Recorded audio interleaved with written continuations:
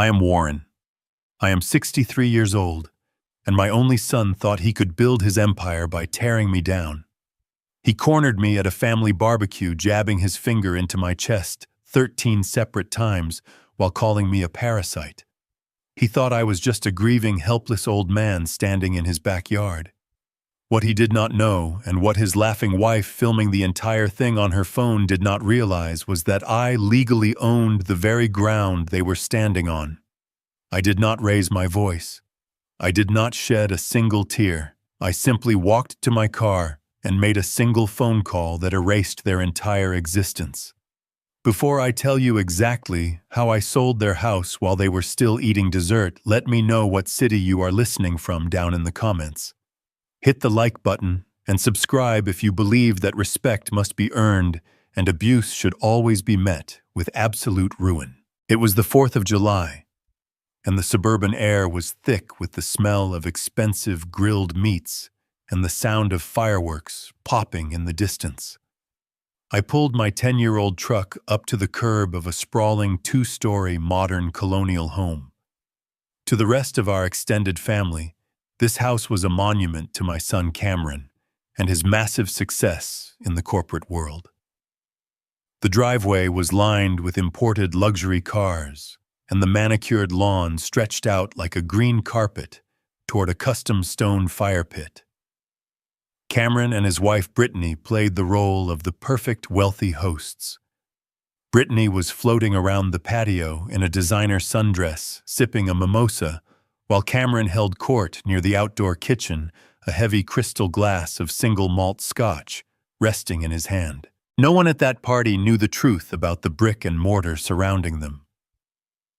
They did not know that 5 years ago, when Cameron's credit score was completely destroyed by his own reckless spending, I quietly purchased this property entirely in cash through a blind, limited liability company. I did it to protect him. I let him believe he was paying a standard mortgage to a faceless bank, when in reality those monthly payments were going directly into my holding account, which I then used to silently pay their property taxes and maintenance fees. I built a financial fortress around my son so he could sleep soundly at night. He rewarded my silent sacrifice with pure contempt. I walked into the backyard carrying a simple homemade potato salad. The moment I stepped onto the patio, the atmosphere shifted. My extended family, cousins, aunts, and nephews offered me polite, pitying smiles. Ever since my wife passed away 2 years ago, I had become the family ghost, a tragic figure they had to tolerate. Cameron barely looked at me.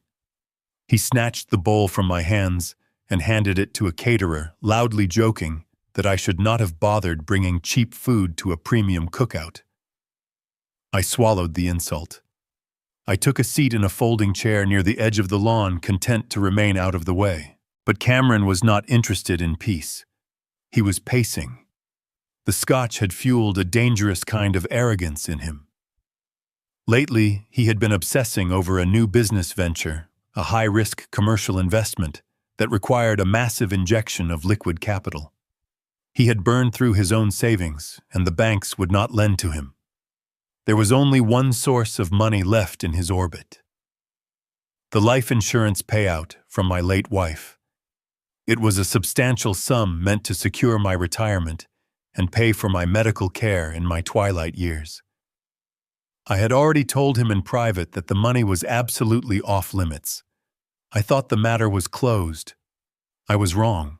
Cameron clinked a silver spoon against his scotch glass, demanding the attention of the 30 people gathered on the patio. The music was turned down. The conversations stopped. Everyone turned to look at the golden boy.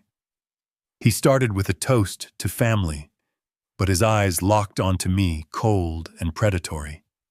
He walked slowly across the stone pavers, standing directly over my folding chair. He announced to the entire crowd that true family supports one another. He told them about his brilliant new business plan, a plan that was guaranteed to make millions, a plan that was currently being blocked by one stubborn, selfish obstacle: me. He held his hand out palm up and publicly demanded that I transfer the life insurance funds to his corporate account by Monday morning. He framed it as an act of duty. He told our relatives that since I was old and living a useless, quiet life, sitting on that money was a betrayal to the family legacy. The silence in the backyard was absolute. I looked around at the faces of my siblings and my nieces. Not a single person spoke up to defend me. They just stared, waiting to see if the old man would fold under the pressure. I looked up at my son. I kept my voice incredibly soft, perfectly even. I told him no. I told him that his mother worked her entire life to build that safety net, and I would not let him gamble it away on a pipe dream. The word no snapped something inside him. His face flushed dark red. The polished corporate facade vanished, replaced by the spoiled, vicious child he had truly become. He threw his crystal glass onto the lawn. It did not shatter, but the scotch splashed across my shoes. He stepped straight into my personal space looming over me. He raised his right hand and pointed a stiff index finger directly at my heart. Then he struck me. He jabbed that finger hard into my chest bone. 1. He told me I was a pathetic old man. He jabbed me again. 2. He called me a freeloader. 3. He said I was a parasite draining the joy out of his life. 4. 5. 6. Each strike was harder than the last, driving the breath out of my lungs, pushing me back against the canvas of the chair. 7. 8. 9. He screamed that if I did not sign the transfer papers, he would legally declare me incompetent and throw me into the cheapest, most miserable state-run facility he could find. 10. 11. 12. He leaned in so close I could smell the alcohol and the bitter hatred on his breath. He delivered the final strike hard enough to leave a deep, dark bruise over my heart. 13. I did not retaliate. I did not raise my hands to block him. I simply sat there and absorbed the physical abuse, counting every single impact. Out of the corner of my eye, I saw Brittany. She was not horrified. She was leaning against the outdoor kitchen counter, holding her smartphone up, recording the entire assault with a wide, mocking grin on her face. She was filming my humiliation for her own entertainment. I looked back at the crowd of relatives. My own brother looked down at his shoes. My cousins suddenly found their drinks fascinating. They were all complicit in their silence. They had chosen their side. In that exact second, the father who loved Cameron died. The man sitting in that chair was no longer a grieving widower or a supportive parent. I became a machine of pure consequence. I slowly stood up. The patio was so quiet, you could hear the wind rustling through the oak trees. I did not offer a profound speech. I did not threaten him back. I looked Cameron dead in the eyes, adjusted my jacket, and walked away. I walked past the imported cars, past the custom landscaping I had secretly paid for, and got into my truck. I turned the key in the ignition. I pulled my phone from my pocket. It was time to show my son what a real financial empire looks like when it crashes down on your head. The drive away from the subdivision took exactly 22 minutes. I did not turn on the radio. I drove in absolute silence, watching the suburban landscape shift from the manicured lawns of my son's neighborhood to the older, more established streets where I lived. My chest still throbbed where Cameron had driven his finger into my ribs, but the physical pain was entirely secondary to the cold, terrifying clarity that had taken over my mind. For years, I had operated under the delusion that unconditional love meant unconditional forgiveness. I had excused his arrogance as ambition. I had overlooked his disrespect as stress from his corporate job. I had allowed him to treat me like a burden because I wanted to protect the fragile bond we had left after his mother died. That delusion perished on his patio. I parked my 10-year-old truck in the driveway of my modest brick home. The house was completely quiet. I walked straight past the living room and entered my home office, locking the solid wood door behind me. I went directly to the corner of the room and knelt in front of a heavy steel fireproof safe. I spun the dial, inputting the combination my late wife and I had chosen 3 decades ago. The heavy locking mechanism clicked open with a satisfying metallic thud. I bypassed the envelopes containing our old tax returns and my retirement portfolio. I reached into the very back of the dark metal cavity and pulled out a thick manila folder labeled merely as property holdings. I laid the folder flat on my heavy oak desk and opened it under the bright glow of the desk lamp. Inside sat the original notarized deed to the luxury suburban home Cameron and Brittany currently occupied.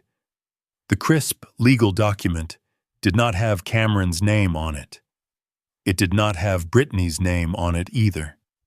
It was registered exclusively to a blind limited liability company, of which I was the sole managing director and 100% equity owner. 5 years ago, Cameron came to me in an absolute panic. He had attempted to purchase his first home to impress his new corporate colleagues, but his credit rating was completely destroyed. He had maxed out numerous credit cards, defaulted on auto loans, and carried massive amounts of undisclosed personal debt from his reckless bachelor years. No legitimate banking institution would give him a mortgage for a tool shed, let alone a premium colonial estate. He was facing massive public humiliation in front of his peers and his new fiancée. Instead of letting him face the consequences of his actions, I decided to catch him before he hit the ground. I used my own liquid capital to purchase the property entirely in cash. I then set up the corporate holding company and created a sophisticated lease agreement that Cameron firmly believed was a standard bank mortgage. For half a decade, my son had been writing a monthly check to a designated corporate account. He constantly bragged to his friends about his prime interest rate and his high-value real estate investment. He had no idea that his monthly payments were less than half of the actual market rate for that neighborhood. He did not know that the corporate account was controlled entirely by me. Every single month, I took his inadequate payments and quietly added my own money to cover the massive property taxes, the neighborhood association fees, and the premium structural insurance. I subsidized his wealthy lifestyle while he called me a parasite in front of our entire family. He believed he was a self-made man standing proudly on top of the world. He did not realize I owned the very mountain he was standing on. I ran my fingers over the raised golden seal of the deed. The time for silent subsidies was over. I opened the bottom drawer of my desk and pulled out a leather-bound address book. I flipped past the numbers of the family members who had watched me get assaulted. I turned to the business contacts section and found a specific number. It belonged to a man who operated a corporate liquidation firm. He specialized in aggressive acquisitions, hostile takeovers, and moving massive amounts of distressed capital in absolute secrecy. He catered to private equity investors who wanted to park their cash in American real estate without asking too many questions. I picked up my desk phone and dialed the number. The liquidator answered on the second ring. I did not exchange pleasantries or explain my personal situation. I told him I had a premium piece of suburban real estate that needed to be liquidated immediately. I gave him the exact address, the square footage, and the details of the recent kitchen renovations I had secretly paid for last year. I heard him typing on his keyboard, pulling up the property records and the aerial satellite views on his end. He noted the extremely high value of the neighborhood and asked what my timeline was. I told him I needed an all-cash offer and I needed the transaction finalized before the sun went down today. He paused. He warned me that an expedited weekend sale involving a blind company transfer would require a steep financial discount. He offered me a figure that was exactly 40% below the current market value. Most sellers would have hung up the phone in disgust. I accepted the offer without a single second of hesitation. The money did not matter to me anymore. I had enough to live comfortably for the rest of my life. What mattered right now was the sheer speed of the execution. I gave the liquidator one non-negotiable condition for the sale. The new buyer had to take physical possession of the property within 48 hours. There would be no grace periods. There would be no extended move-out dates. The buyer would receive the deed free and clear, and in return, they would be responsible for immediately securing the premises with their own personnel. The liquidator agreed to the terms. He told me he had a cash-rich development firm looking for premium rental properties in that exact zip code. They had the funds ready to wire and their own private security contractors to handle immediate corporate evictions. He emailed the digital transfer contracts directly to my secure terminal. I sat at my computer and read through the legal jargon. Every clause was airtight. I was legally transferring the full ownership of the limited liability company and all its physical assets to the development firm. By signing this document, I was permanently vaporizing Cameron's entire domestic reality. I thought about the feeling of his finger jabbing violently into my chest. I thought about Brittany laughing as she recorded the abuse on her expensive phone. I typed my digital signature onto the bottom line and hit the submit button. The confirmation screen flashed, indicating the transmission was complete.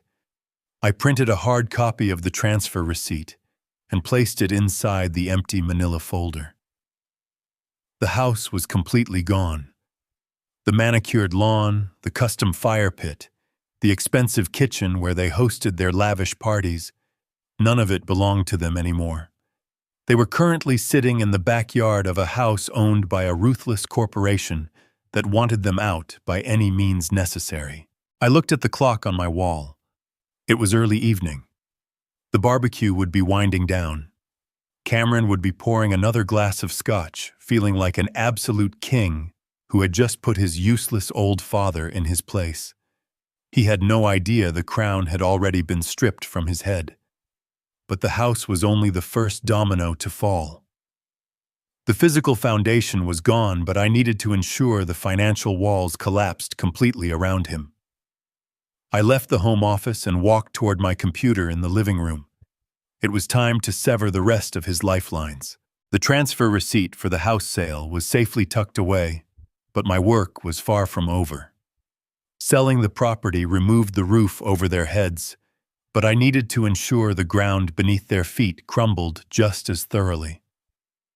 I left my home office and walked into the living room where my personal laptop sat on the coffee table. The house was completely silent, save for the low hum of the refrigerator in the kitchen. I sat down on the sofa and opened the laptop. The screen flickered to life, casting a pale blue glow across the darkened room. I opened my web browser and navigated directly to my primary banking portal. I typed in my secure credentials and watched the screen load. A list of accounts appeared before me. For years, I had treated these accounts like a sacred duty.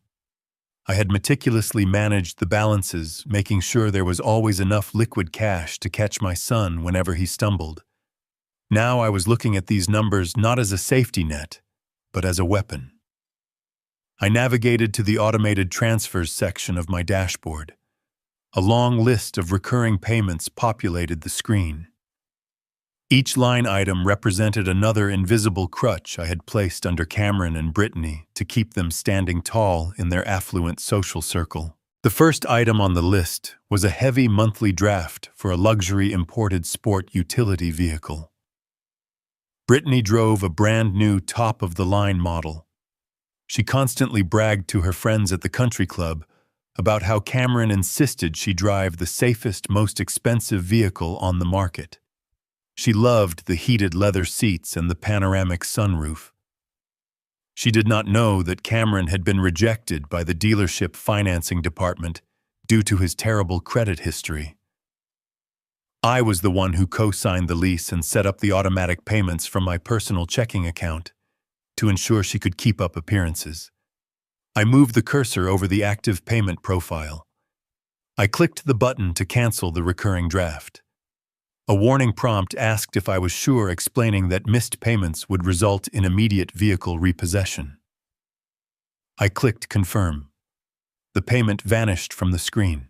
By next week, the bank would issue a recovery order, and her prized status symbol would be towed out of wherever they ended up sleeping. I moved down the list to the next major expense. It was a premium gold tier health insurance policy. A few years ago, Cameron had complained bitterly about the deductibles on his corporate health plan. He claimed it was beneath him to pay out of pocket for basic medical visits. Like always, I stepped in to smooth his path.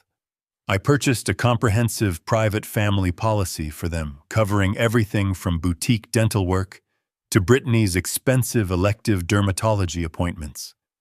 I paid the exorbitant monthly premium without a single complaint. I clicked on the insurance provider link and logged into the member portal. I did not just cancel the payment. I terminated the entire policy effective at midnight tonight. If Cameron bruised his knuckles hitting his next victim, he would have to pay for the ice pack out of his own empty pocket. The sheer volume of automatic payments I had set up over the years was staggering. I systematically went down the list, severing every single artery of financial support.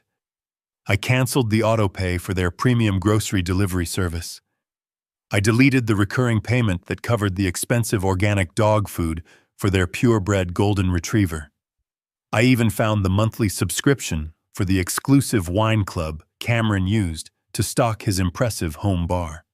I terminated them all.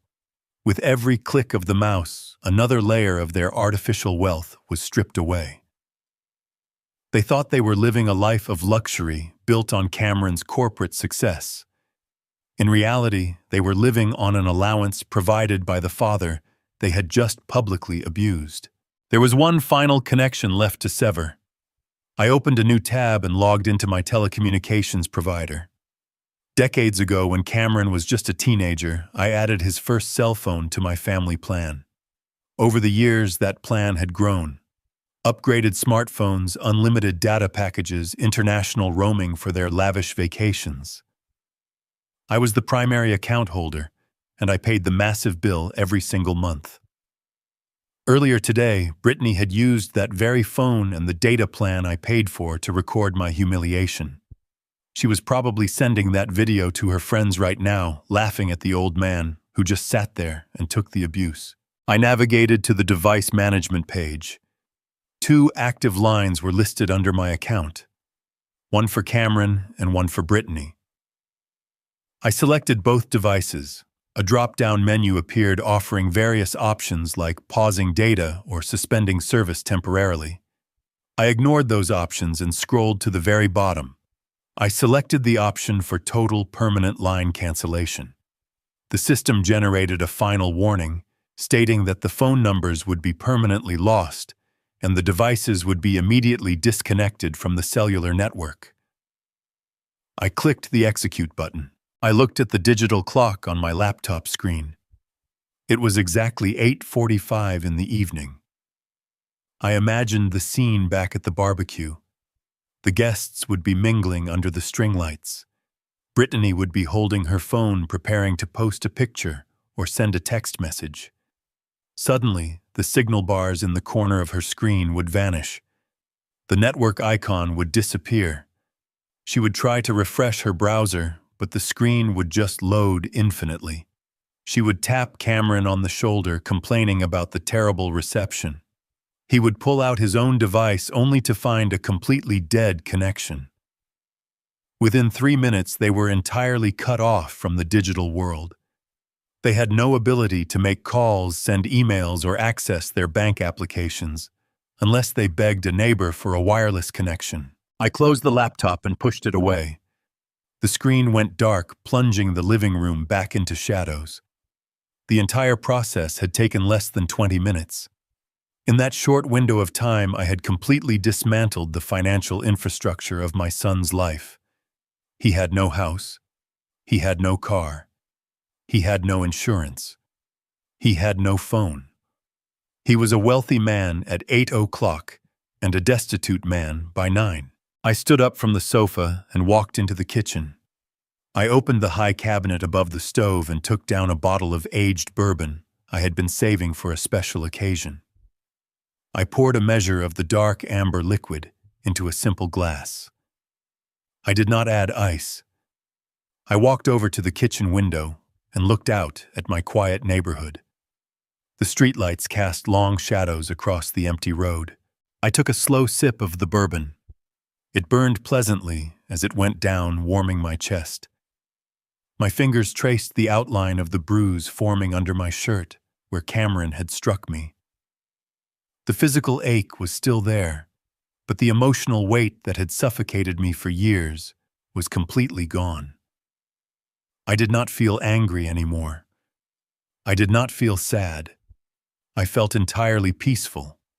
The financial execution was in motion, and there was nothing on earth Cameron could do to stop it. I placed my cell phone on the counter. I opened the settings menu and switched the device to absolute silent mode. No vibrations, no emergency alerts.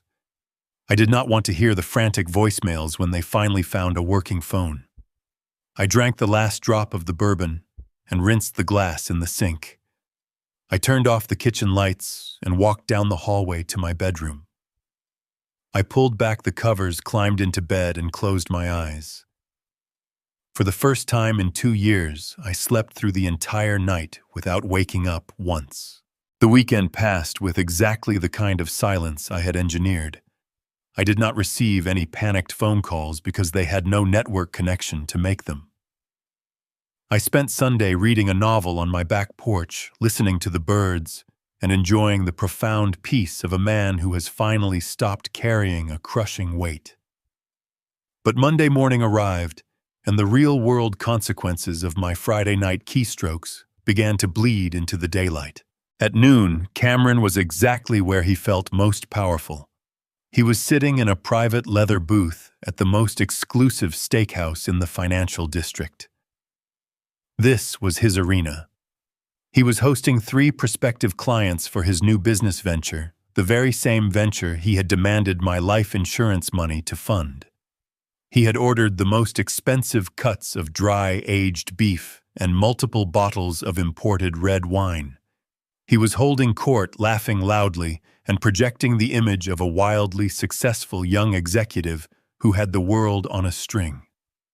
He wanted these investors to believe he was a man of unlimited means, a man who could easily handle their capital. The lunch concluded, and the waiter brought the leather-bound checkbook to the table.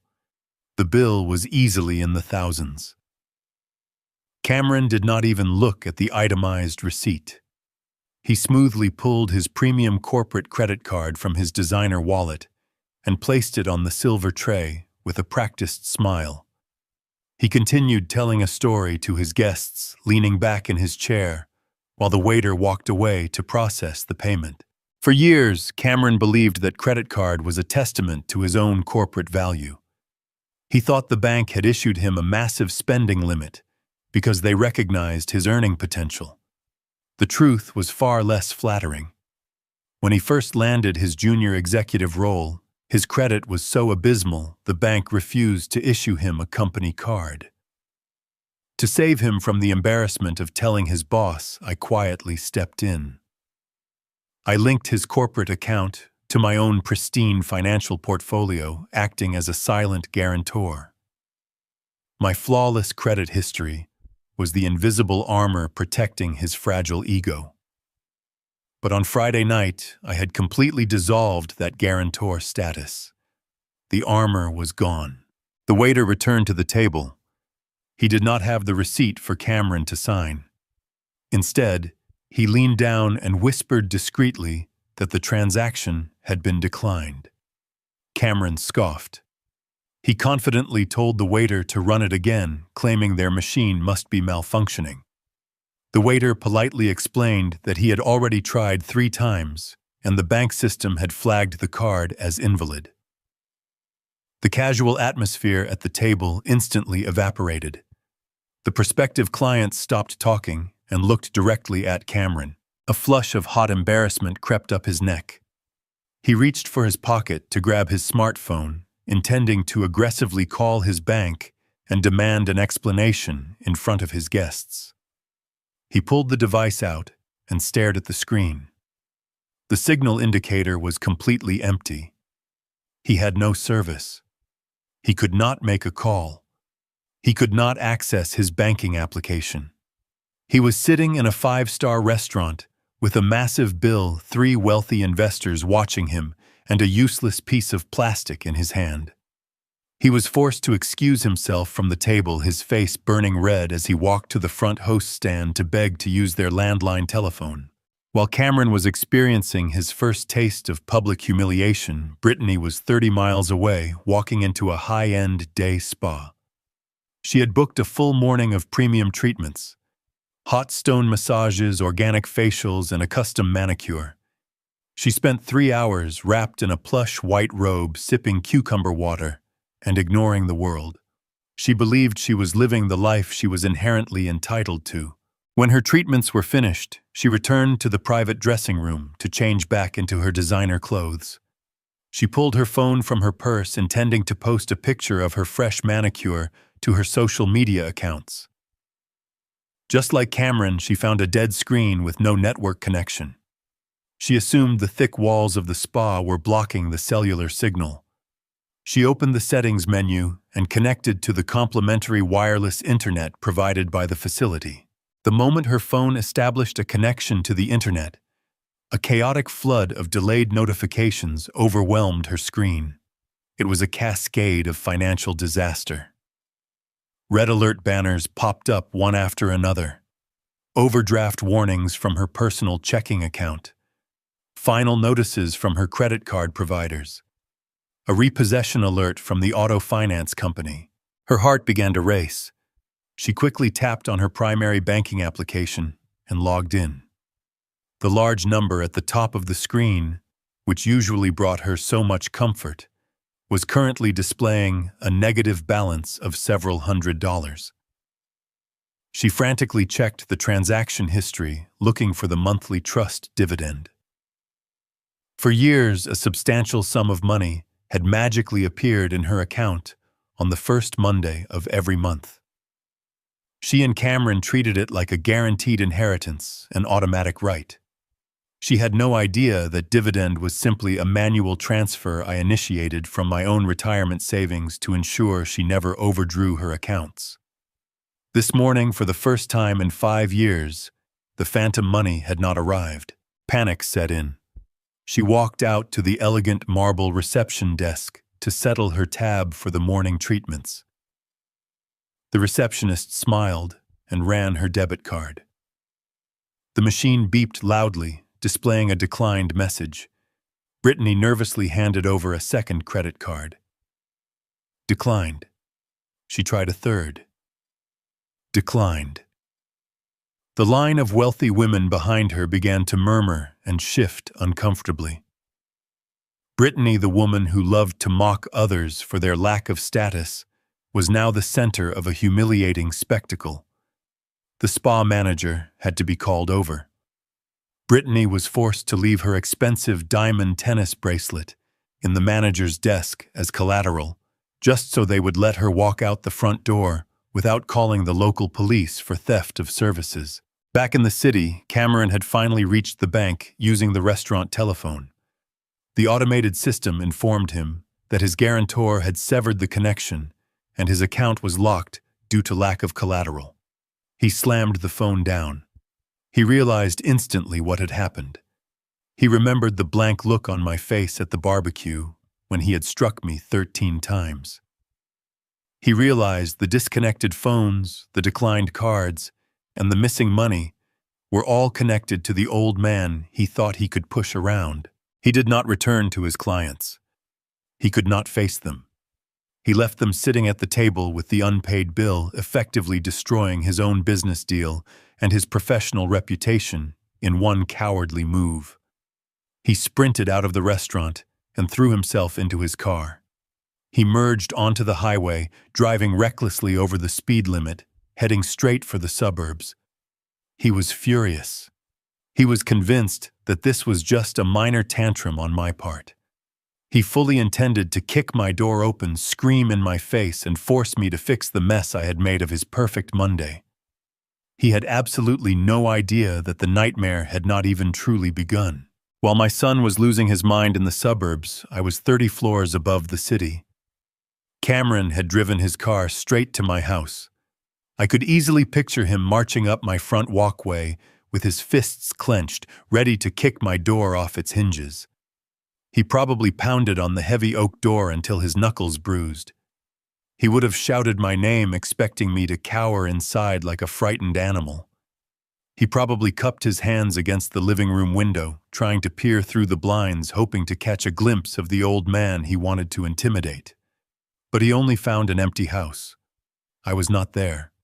I was not hiding. I was busy finalizing his absolute ruin.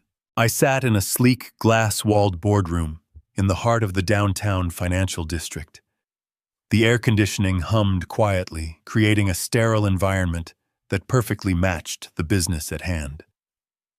The room smelled of expensive leather and polished mahogany. Sitting to my right was my attorney Fletcher. He was a meticulous man who charged a premium for his services and earned every single penny. Across the wide table sat the cash buyer.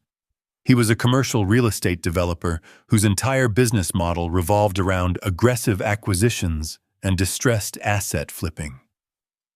He did not care about the manicured lawns or the custom fire pits. He only cared about the profit margin. He was a shark wearing a tailored charcoal suit, and I had just thrown him a very bloody piece of meat. The developer had his own legal counsel sitting beside him, reviewing the digital transfer files. They knew this was a hostile takeover. I had made it perfectly clear during our initial phone call that the current occupants were entirely unaware of the sale and would likely be uncooperative. The developer did not care. He actually thrived on these exact scenarios. He explained to me that his firm handled corporate evictions on a weekly basis. They had dedicated teams who specialized in removing stubborn tenants and securing high-value properties before any damage could be done to the interior. He looked at the property portfolio with hungry eyes, calculating exactly how much he could make by gutting the luxury kitchen and subdividing the expansive lot. Fletcher opened a thick leather binder and extracted a stack of legal documents. These were not standard residential sale forms. These were commercial entity transfer agreements. By signing these papers, I was not just selling a house. I was transferring the entire holding company that owned the property directly to the developer.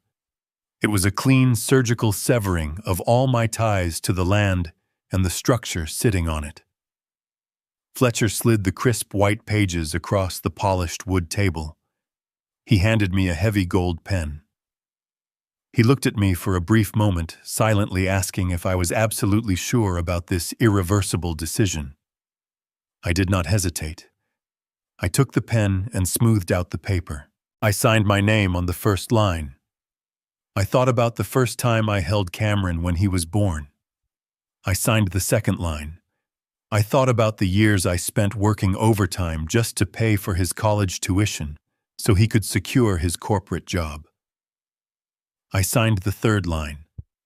I thought about the vicious strikes against my chest and the laughter of his wife. With every stroke of the pen, I erased another memory. I was not just selling real estate. I was evicting my son from my heart. I finished the final signature and pushed the documents back across the table. The developer smiled. He picked up the paperwork and handed it to his own attorney, who quickly verified the signatures and applied his notary stamp. The heavy thud of the stamp echoing in the quiet boardroom was the sound of the guillotine falling. The developer pulled his phone from his pocket and tapped the screen. He was authorizing the wire transfer. My bank account was linked directly to the holding company. We sat in silence for exactly 3 minutes. Then my own phone vibrated softly against the table. I looked at the screen. A digital notification from my bank confirmed that a massive 7-figure sum had just successfully cleared into my primary account. The transaction was complete. The money was real and the house was legally gone. The developer did not waste a single second. The moment the wire transfer was confirmed, he made a phone call to his logistics coordinator. I sat and listened as he orchestrated the immediate seizure of the property. He spoke in sharp, efficient commands. He ordered a heavy-duty disposal dumpster to be delivered to the driveway within the hour. He dispatched a private security firm consisting of off-duty law enforcement officers to secure the perimeter of the estate. He instructed a professional locksmith crew to drill out every single deadbolt and install high-security commercial locks on all the exterior doors. He specifically told the security team leader that the previous occupants had no legal rights to the property and were to be treated as hostile trespassers. If they resisted, the security team was authorized to call the local police and press criminal charges for trespassing on private commercial property. The developer hung up the phone and stood up from the table. He extended his hand toward me. He told me it was a pleasure doing business and assured me his team would have the property fully locked down by the afternoon. I shook his hand. It was a firm, cold handshake between two men who understood the ruthless nature of business. Fletcher began packing the copies of the transfer documents into his leather briefcase. He asked me if I needed a ride back to my truck. I told him I was perfectly fine. I walked over to the floor-to-ceiling windows and looked out over the sprawling city below. Somewhere down there, my son was speeding through traffic, completely unaware that his kingdom had just been conquered by a man in a charcoal suit. He was probably planning out exactly what he was going to say to me when he finally tracked me down. He was probably practicing his angry demands and his cruel insults, but he had no leverage left. The bank cards were useless. The phones were dead. And now the very house he intended to return to was surrounded by armed men who answered to a corporate entity that did not care about his feelings or his social status. The developer and his lawyers left the boardroom, leaving Fletcher and me alone. Fletcher closed his briefcase and told me that from a legal standpoint, I was completely insulated. The limited liability company was gone. The title was clear. There was absolutely no way Cameron could reverse the sale or claim any rights to the equity. He was effectively a ghost haunting a house that belonged to a stranger. I thanked Fletcher for his meticulous work. I left the high-rise building and walked out into the warm afternoon sun. I decided to take a slow walk through the city park before heading home. I watched families having picnics and children playing on the grass. I felt a profound sense of relief washing over me. The heavy chains of obligation that had bound me to an abusive son were finally broken. I had spent my entire life building a safety net for a boy who only wanted to use it to strangle me. Now the net was gone. He was in free fall, and the ground was approaching faster than he could possibly comprehend. While I was taking that peaceful walk, Cameron had finally reached my house. I found out later from a neighbor that he had caused a massive scene on my front porch. He was sweating through his expensive dress shirt, screaming my name and kicking the bottom of my front door. He was completely out of control. He walked around to the backyard, peering through the windows of my kitchen, trying to spot any sign of movement. He even tried to force open the sliding glass door, but I had placed a heavy wooden dowel in the track specifically to keep him out. He stood on my patio, surrounded by the silence of an empty house, completely unable to comprehend that his punching bag had simply vanished. He eventually gave up and stomped back to his car. He merged onto the road, heading back to his own suburban fortress.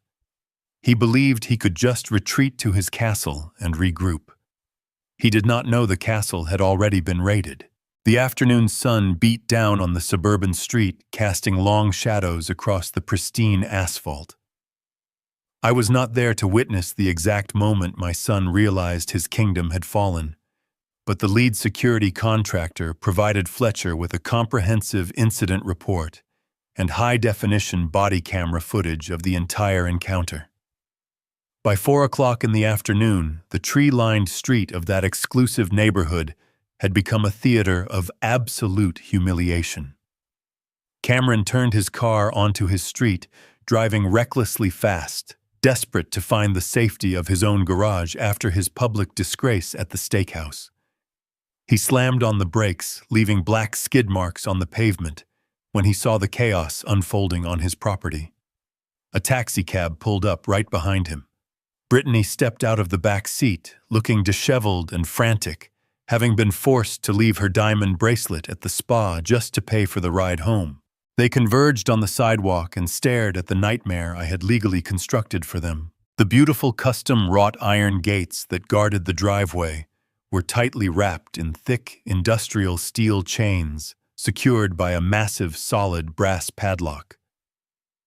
Parked directly on the imported paving stones of the driveway was a massive commercial roll-off dumpster. The air was filled with the loud grinding noise of diesel engines and heavy machinery. A crew of workers in bright yellow vests was actively tearing up the front lawn. The expensive imported rose bushes Brittany loved to show off to her neighbors were being ripped out by their roots and tossed carelessly into the rusted metal bin. The developer was wasting no time stripping the property down to its bare commercial value. Standing on the front porch, blocking the heavy double doors, were 3 private security contractors. They were not neighborhood watch volunteers or local patrolmen. They were large, muscular men wearing dark tactical clothing, heavy boots, and utility belts. They stood with their hands clasped calmly in front of them, completely unfazed by the destruction happening around them. They were paid exceptionally well to stand exactly there and prevent unauthorized access to the developer's new asset. Cameron snapped. He could not process the visual information in front of him. His brain refused to accept that his sanctuary was being dismantled. He stormed up the driveway, his face flushed dark purple with rage. He bypassed the landscaping crew and marched straight toward the porch, waving his arms wildly. He demanded that the men step away from his front door immediately. He shouted that he was the legal homeowner and that they were committing a felony by trespassing on his land.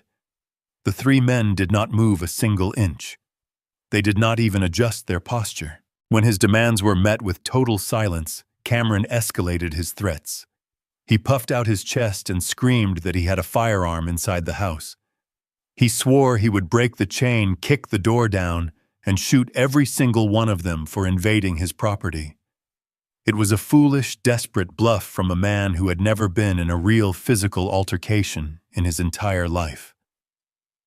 The lead security contractor, a man with a thick neck and a completely expressionless face, finally stepped forward. He did not reach for a weapon.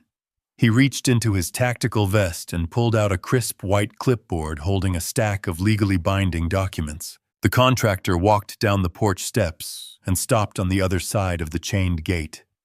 He did not raise his voice. He spoke in a flat, authoritative tone, informing Cameron that threatening armed security personnel on private commercial property was a fast track to a federal prison sentence. He then slid the clipboard through the gap in the iron gate and instructed Cameron to read the top page. Cameron snatched the clipboard, his hands shaking with adrenaline. He stared at the paper. It was an immediate commercial eviction notice drafted and stamped by the county court. Attached directly behind it was the deed transfer I had signed just hours ago in the downtown boardroom. Cameron read the name of the limited liability company that had previously owned the house. He recognized the corporate address listed next to it. It was my home address. Then he read the name of the new owner, the downtown development firm.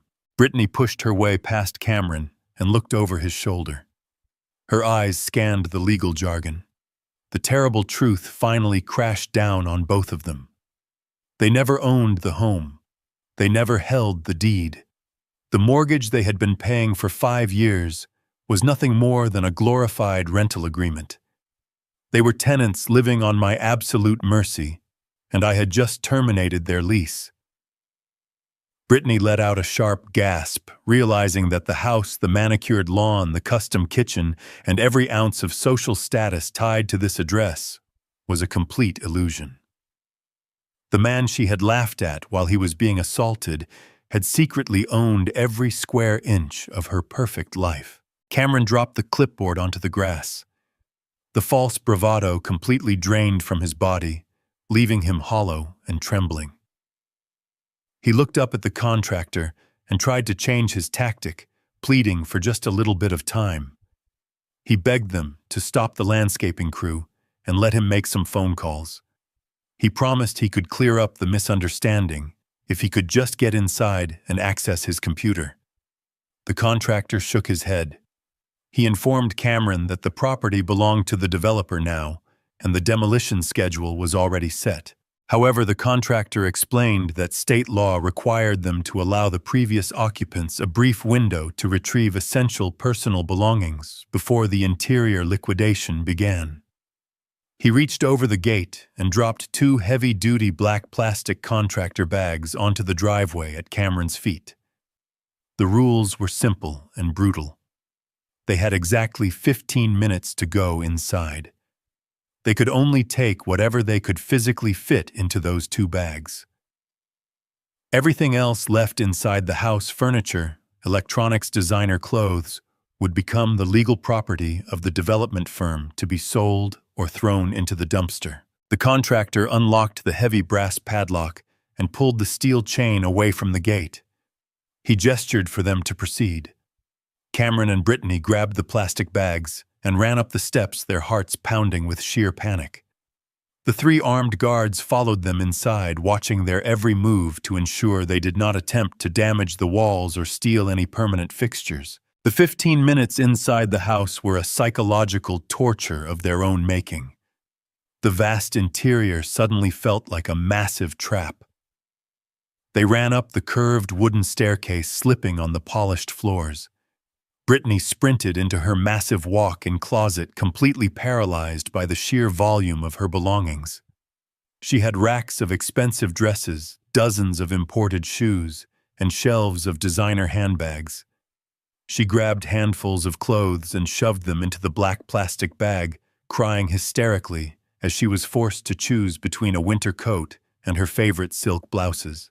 Cameron ran into his home office, sweeping his arms across his desk.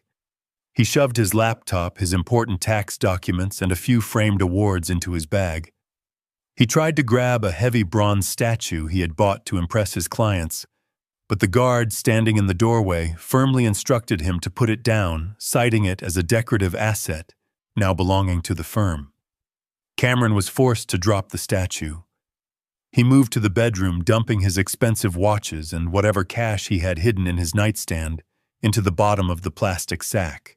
The ticking of the clock was relentless. Every time they tried to pause and think, the lead contractor loudly announced the remaining time. 5 minutes. 3 minutes. 1 minute. They were running through their own home like frightened scavengers, desperately trying to salvage fragments of a life that no longer existed.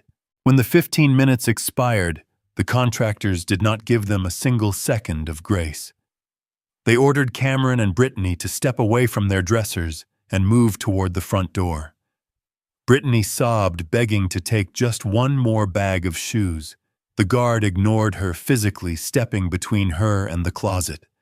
They were marched back down the grand staircase, carrying their black plastic garbage bags over their shoulders, looking like common transients. They walked out the front door and stepped onto the porch. The lead contractor pulled the heavy wooden doors shut. The sound of the deadbolts locking echoed loudly across the ruined front lawn. The guards escorted them back down the driveway and past the iron gates. The steel chain was wrapped around the bars once again, and the brass padlock was snapped shut, locking them out forever. They stood on the public sidewalk holding their garbage bags while the landscaping crew continued to feed the remaining rose bushes into the metal dumpster. They were completely locked out of the illusion they had built. Cameron was a man who had never been told no by the universe. Even standing on the public sidewalk, with his entire life stuffed into 2 black plastic garbage bags, his ego absolutely refused to accept the reality of the situation. He was convinced there was a loophole, a mistake a manager he could scream at to fix the massive problem unfolding in front of his eyes. Since I had permanently severed his cellular service, he had no way to call for help from his own device. He grabbed Brittany by the arm, pulling her away from the chained gate, and marched her down the manicured sidewalk toward the massive house next door. This house belonged to his cousin, a man who just 48 hours ago had stood on the patio holding a beer and watched Cameron violently jab his finger into my chest without saying a single word. Cameron pounded his fist against the ornate glass of his cousin's front door, hitting it hard enough to rattle the frame. He did not ask for a favor when the door finally opened. He demanded access. He pushed his way into the grand foyer, brushing past his own family members, who looked at him with a mixture of confusion and growing alarm. He snatched the landline telephone from the kitchen counter and dialed emergency services. He did not tell the dispatcher that he was involved in a civil property dispute with a corporate landlord. He knew the police would not rush over for a simple tenant issue. Instead, he fabricated a highly dangerous lie. He told the operator that heavily armed mercenaries had invaded his home, locked him out, and were currently holding his property hostage. He claimed his wife was terrified and that their lives were in immediate danger. He hung up the phone feeling incredibly smug. He believed he had just outsmarted the system utilizing his corporate ruthlessness. He fully expected the police to arrive, draw their weapons, and force the security contractors to hand back his keys. Less than 5 minutes later, the quiet suburban atmosphere was violently shattered by the piercing sound of approaching sirens. 2 local police cruisers sped around the corner, their red and blue emergency lights reflecting off the pristine windows of the expensive homes. They skidded to a halt, aggressively blocking the street right in front of the chained gates of the property. 4 officers jumped out of the vehicles, moving with intense tactical precision. They kept their hands resting heavily on their holstered duty weapons, completely prepared to walk into a violent, active hostage situation. Cameron immediately ran toward the officers, waving his arms and pointing frantically at the 3 security contractors standing perfectly still on the porch. He put on a spectacular performance, playing the role of the terrified, wealthy homeowner who was being maliciously victimized by corporate thugs. He demanded the officers arrest the men for breaking and entering, armed robbery, and trespassing. The officers approached the gates with extreme caution, instructing everyone on the sidewalk to stay exactly where they were. The lead security contractor did not flinch. He did not reach for his radio or make any sudden aggressive movements. He calmly stated his name, his state security licensing number, and his exact legal purpose for being on the property. He then slowly reached through the gaps in the iron bars and offered the officers the exact same white clipboard he had shown Cameron minutes earlier. The senior police officer took the clipboard, stepping back to maintain a safe distance. He read the commercial eviction notice drafted by the county court. He examined the stamped deed transfer. He saw the official seal and the signature of the downtown commercial developer. The physical tension in the officer's shoulders immediately dropped. He realized he was not walking into an armed robbery. He was walking into a routine corporate lockout.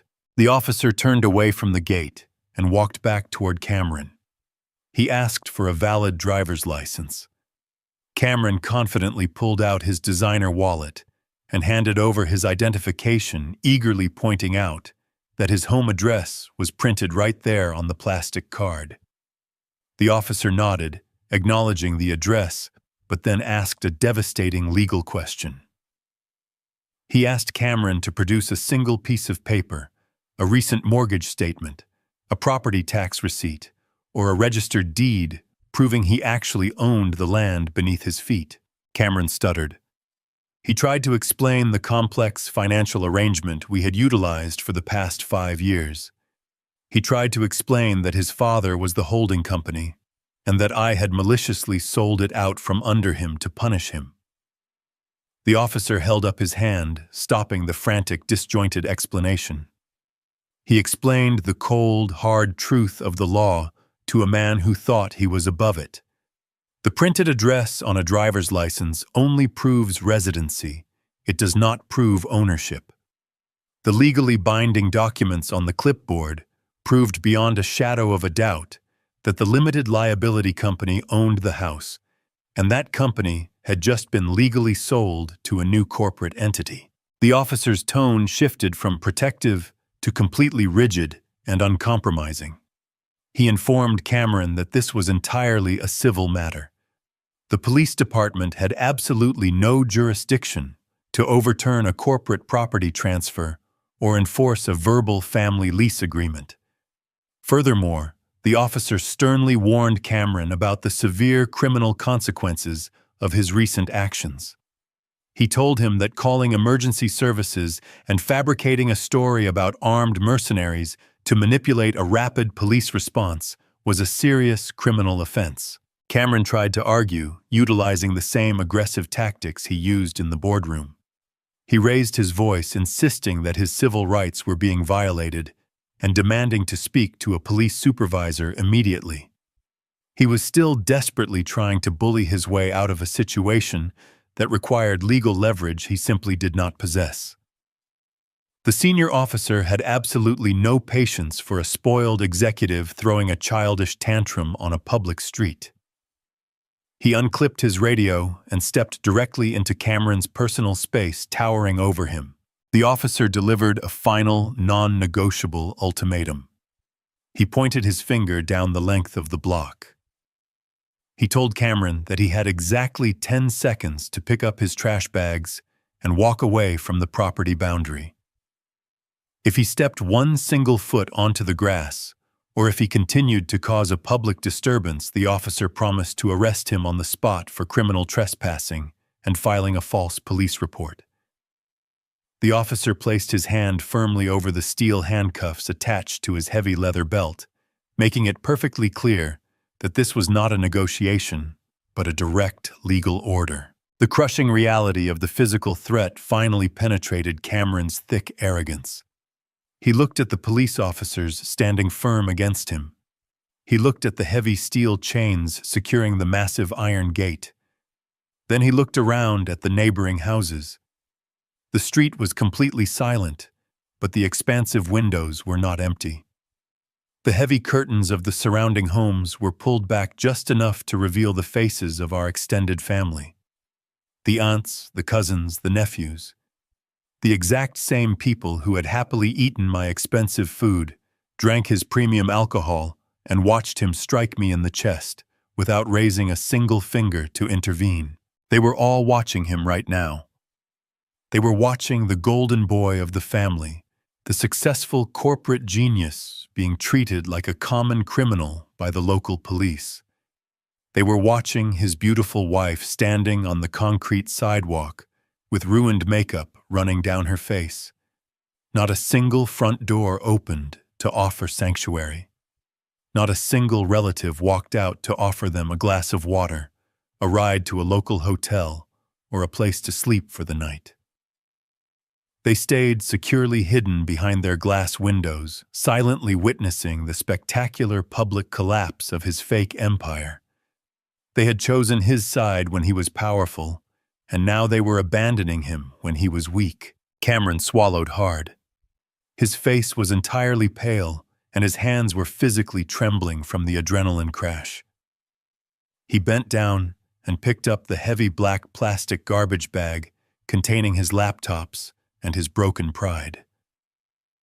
Brittany silently picked up her bag of wrinkled designer clothes, her shoulders shaking with quiet sobs. Without saying another word, they turned their backs on the massive house they thought they owned.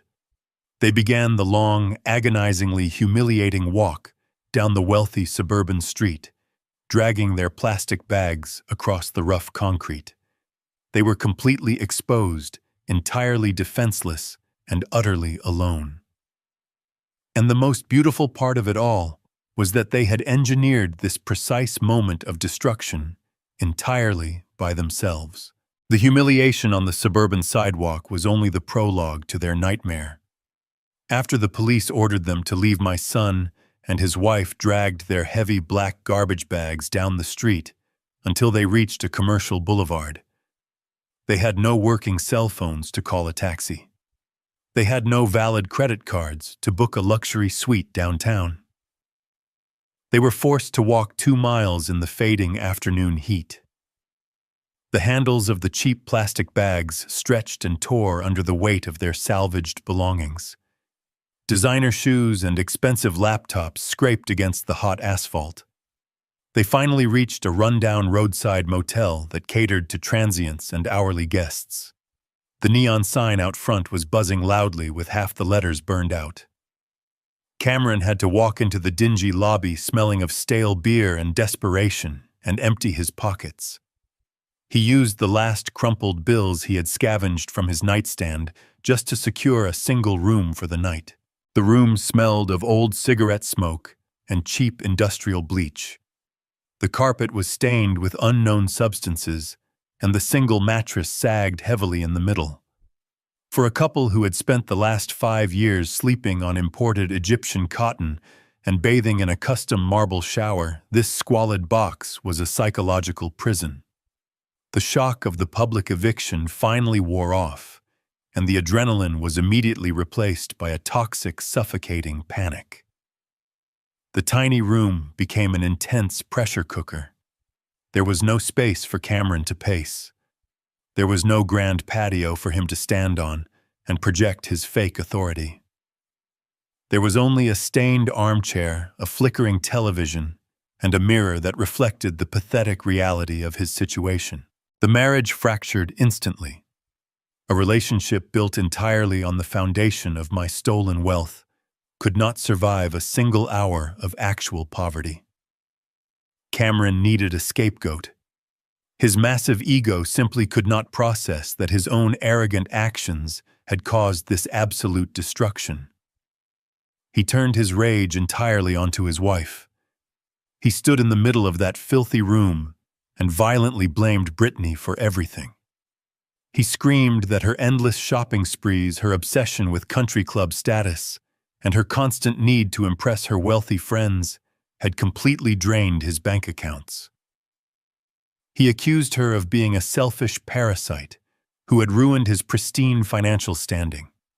He completely ignored his own terrible credit history, his failed investments, and his own lavish spending habits. He desperately wanted her to carry the blame so he could remain the flawless victim in his own twisted mind. He pointed his finger at her the exact same way he had pointed his finger at my chest just hours earlier. He demanded to know where all the money had gone. He yelled that if she had not spent so much on designer clothes, luxury vacations, and weekly spa treatments, they would have enough cash to hire a high-powered lawyer and fight the corporate eviction. He backed her against the peeling wallpaper of the motel room, hurling insults and degrading her exactly as he had done to me. But Brittany was not a grieving father, willing to sit silently and absorb his abuse. Brittany was a cornered animal, and she had sharp claws of her own. She snapped. She pushed him away with both hands and screamed right back into his face. Her voice echoed loudly through the paper-thin walls of the motel. She told him he was a complete failure as a provider and a massive fraud as a husband. She reminded him that he was the one who insisted on the expensive steakhouse dinners and the imported scotch just to look important. Then the immense pressure of the moment forced a devastating truth out of her mouth. She screamed a confession that completely paralyzed my son. She admitted that 6 months ago, their finances were already secretly collapsing. Cameron's new business venture was burning through cash at an alarming rate, and his corporate salary was nowhere near enough to maintain their wealthy facade. Instead of cutting back and living within their actual means, Brittany had taken matters into her own hands. She confessed that she had taken out a massive off-the-books loan to keep their lifestyle afloat. She had borrowed $80,000 in cold, hard cash. But she did not go to a bank or a legitimate lending institution because their credit was entirely useless. She went to aggressive private lenders, the kind of ruthless men who operate entirely in the shadows and charge extortionate weekly interest rates. The kind of men who do not send polite warning letters when a payment is missed. Cameron stood completely frozen, staring at his wife in sheer horror. The anger drained from his face, replaced by a creeping dread. He stammered, asking her what she could possibly have used to secure such a massive sum of unregulated money. Brittany laughed, a bitter, hysterical laugh, wiping the ruined makeup from her cheeks. She told him she used the only high-value asset they possessed. She used the house. She had forged the necessary preliminary paperwork and utility bills to show the private lenders that they held clear title to a premium suburban property. The lenders had accepted the colonial home as ironclad collateral for the $80,000, fully believing that if the couple ever defaulted, they could force a legal lien on the property and extract their money by force. The terrifying reality of their situation crashed down on Cameron with the physical force of a freight train. The house was not just their shelter anymore. It was the only thing standing between them and incredibly dangerous people. And now the house was gone. The collateral had vanished into thin air, transferred legally and permanently to a commercial developer who had an army of corporate lawyers and armed guards. The $80,000 loan was now entirely unsecured. Cameron stumbled backward and sat down heavily on the edge of the stained mattress, kicking up a cloud of dust. His breathing became incredibly shallow and rapid. He knew exactly what this meant. Brittany had missed the current monthly payment because I had cut off the silent trust dividend she relied on earlier that morning. The lenders were already actively looking for their money. They would go to the suburban house first, only to find a locked steel gate and a commercial demolition crew. They would quickly discover that the collateral was a total illusion and that they had been brazenly defrauded. When aggressive, unregulated lenders realize they have been cheated, they do not file a lawsuit in civil court. They seek immediate physical retribution. Brittany stood in this corner of the room crying uncontrollably, but she delivered the final, crushing blow to his fragile reality. She took a deep breath and told Cameron that the lenders had required a verified emergency contact and a physical place of employment before handing over the briefcases of cash. She had given them the exact address of his downtown corporate office. She had given them his direct department floor, his specific cubicle location, and his personal extension number. The people who held an $80,000 violent grudge knew exactly where he worked. They knew his daily schedule. They knew exactly where to find him when the sun came up tomorrow morning.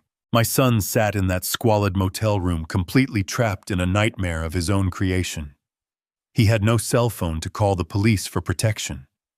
He had no money to buy a plane ticket and flee the city.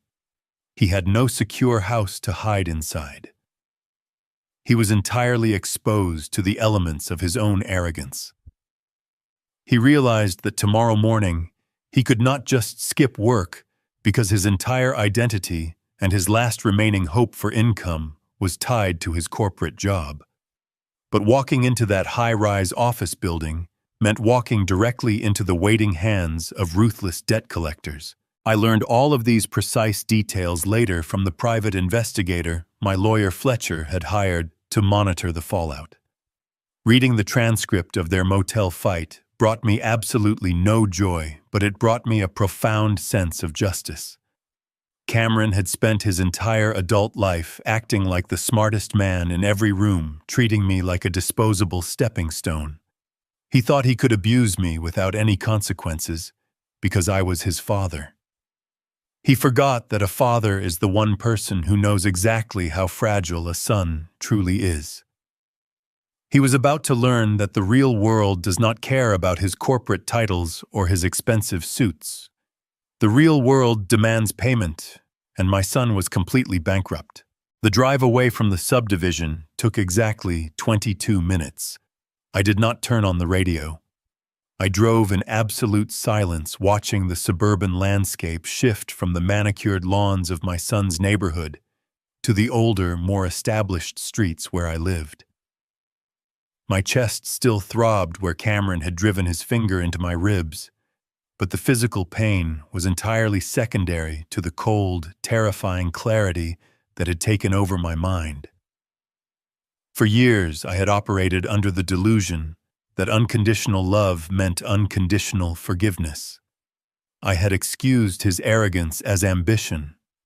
I had overlooked his disrespect as stress from his corporate job. I had allowed him to treat me like a burden because I wanted to protect the fragile bond we had left after his mother died. That delusion perished on his patio. Tuesday morning arrived with the cruel indifference of a rising sun. Cameron had spent the entire night staring at the water-stained ceiling of that roadside motel. He had not slept a single minute. His expensive tailored suit was wrinkled and smelled faintly of the stale cigarette smoke that permeated the cheap room. He had no fresh shirt to wear and no hot water to properly shave. But he forced himself out of that sagging bed and drove to the downtown financial district. His corporate job was the absolute last piece of his false identity still intact. It was also his only remaining source of income. He walked into the towering glass and steel building desperately trying to project his usual aura of arrogant success. He rode the elevator to the 50th floor, straightened his tie, and walked onto the expansive, open-concept sales floor. He sat down at his desk and picked up his office phone. He believed that if he could just close one massive deal, he could generate enough commission to start digging his way out of the grave I had dug for him. He was completely blind to the fact that the sharks were already in the building. Down in the pristine marble lobby of the corporate tower, two men walked through the revolving glass doors. They did not belong in this environment of high finance and polished luxury. They wore cheap, ill-fitting suits that hung awkwardly on their heavy frames. The fabric looked shiny and cheap under the bright lobby lights. Thick, dark ink crept out from beneath their shirt collars, extending up the sides of their thick necks. They walked with the heavy, deliberate steps of men who made their living through physical intimidation. The young receptionist, sitting behind the curved mahogany desk, immediately sensed the danger. She stood up and politely asked them to sign the visitor log and state their business. The two men did not even look at her. They completely ignored her polite requests and kept walking straight toward the secure elevator banks. When an unsuspecting junior analyst swiped his badge to open the glass security turnstiles, the two men simply grabbed the heavy glass partitions and forced their way through right behind him. The receptionist frantically picked up her phone to call building security, but the men were already in the elevator, riding up to the 50th floor. Up on the sales floor, the atmosphere was one of quiet, intense productivity. Dozens of executives sat in their modern glass-walled cubicles, speaking in hushed tones to wealthy clients. The floor was completely open, designed to foster a collaborative corporate culture. There were no solid walls to hide behind. Cameron was sitting at his desk, desperately trying to salvage the client relationship he had ruined at the steakhouse the day before. He was sweating, apologizing profusely into the receiver, and begging for a second chance to pitch his business proposal. He never saw the elevator doors open. He never saw the two heavy-set men step onto the plush carpet of the sales floor. The men did not wander aimlessly. Brittany had given them incredibly specific instructions to secure her loan. They knew exactly which aisle to walk down and exactly which desk belonged to my son. The sudden intrusion shattered the quiet hum of the office. The heavy footsteps of the two men drew the attention of every single employee they passed. They stopped directly in front of Cameron's desk. Cameron looked up from his computer screen, his eyes widening in sheer terror. He recognized the type of men they were immediately.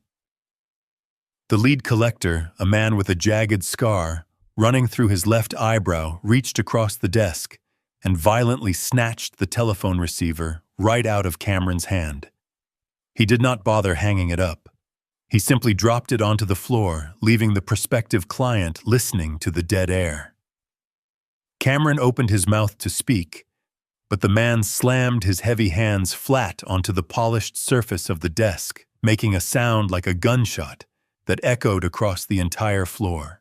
Every single conversation in the room stopped instantly. Dozens of heads turned toward Cubicle 4. The lead collector did not care about corporate etiquette. He did not care about keeping his voice down.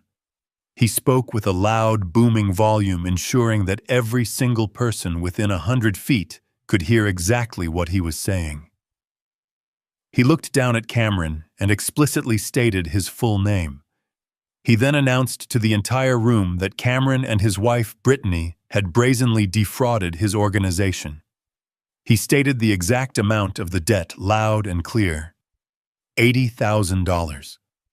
He told Cameron that the fake deed and the forged property documents they used to secure the cash had been discovered. He explained that the suburban house was gone and the loan was now entirely unsecured. Cameron was completely paralyzed. His face drained of all color, turning a sickly shade of pale gray. He looked around wildly, seeing the shocked faces of his colleagues, his rivals, and his subordinates. He tried to stand up. He raised his hands in a placating gesture and frantically whispered, begging the men to lower their voices. He pleaded with them to walk into a private glass conference room down the hall so they could discuss a payment plan quietly. The second tattooed man let out a harsh, cruel laugh.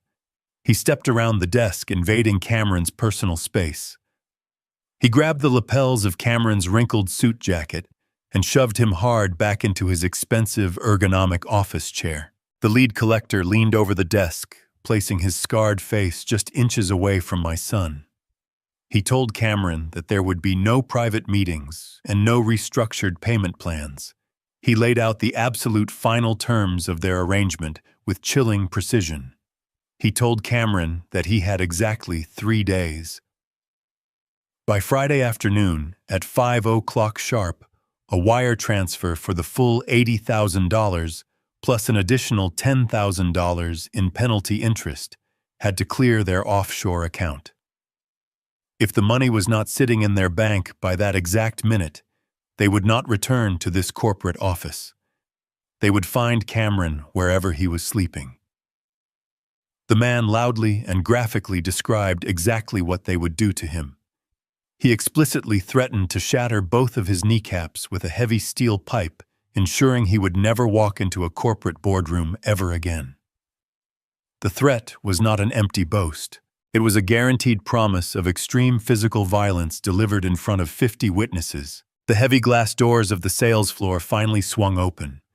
3 uniformed corporate security guards burst into the room, rushing down the main aisle. They had their hands resting on their defensive gear, shouting for the 2 men to step away from the desk immediately. The debt collectors did not resist. They did not try to fight the guards. They had already achieved their primary objective. They had completely destroyed Cameron's safe space, humiliated him in front of his peers, and delivered their violent ultimatum. The lead collector let go of the desk and straightened his cheap suit jacket. He smiled a terrifying, predatory smile at Cameron, tapped his heavy wristwatch to indicate the ticking clock, and turned around. The two men willingly allowed the security guards to escort them off the floor, laughing loudly as they walked toward the elevators. The silence they left behind was absolutely deafening.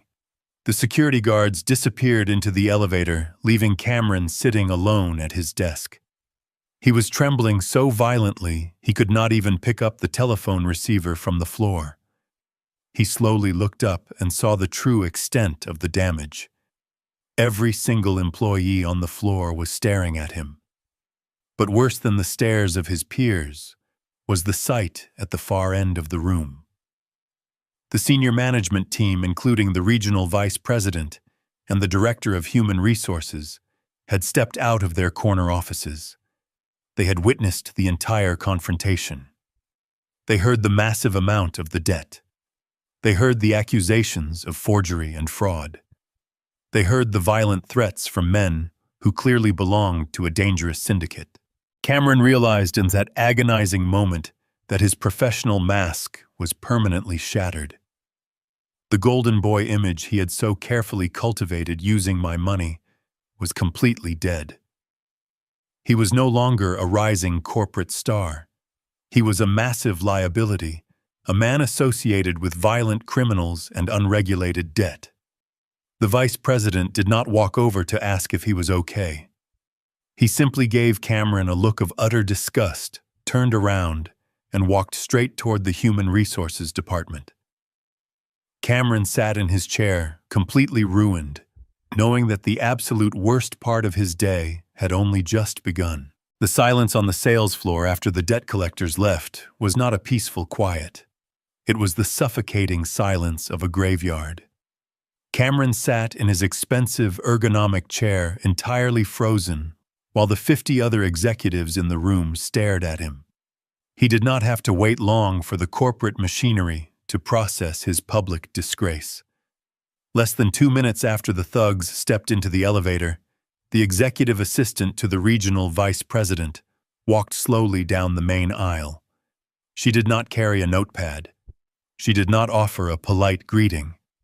She stopped directly in front of Cameron and told him that his presence was required in the Human Resources Department immediately. She did not ask him to bring his laptop or his current client files. She simply told him to stand up and walk. Cameron stood up on trembling legs. He felt the eyes of every single colleague tracking his movements. These were the men and women he had constantly tried to impress the people he had bragged to about his premium suburban estate and his flawless financial portfolio. Now they were watching him shuffle toward the executive suites like a condemned man walking to the gallows. He felt a cold sweat breaking out across his forehead. He desperately tried to formulate a plan, a persuasive corporate spin that could somehow explain away the violent threats and the $80,000 unregulated loan. He believed he could talk his way out of anything because my stolen money had always bought him a second chance. He was escorted into a pristine glass-walled office at the far end of the building. The room was freezing cold. Sitting behind a massive polished desk was the director of human resources, a severe woman who viewed employees entirely as assets or liabilities. Standing by the floor-to-ceiling window with his arms crossed tightly was the regional vice president. Cameron took a seat in the single chair positioned in front of the desk. He opened his mouth and tried to speak, attempting to apologize for the disruption and promising that the issue was just a minor personal misunderstanding. The human resources director raised her hand and silenced him instantly. She told him that there was absolutely nothing to discuss and that his employment with the firm was terminated effective immediately. Cameron gasped. He gripped the armrests of his chair, pleading for his job. He reminded them of his recent sales numbers and his dedication to the company. The vice president turned away from the window and looked at my son with absolute contempt. He explained that a prestigious financial institution manages millions of dollars in client capital. They operate on absolute trust and rigorous ethical standards. Having two heavily tattooed syndicate enforcers walk onto an open sales floor and publicly threatened to shatter a broker's kneecaps over a massive fraudulent debt is the ultimate catastrophic breach of their corporate morality clause. The vice president told Cameron that his mere presence in the building was a toxic liability.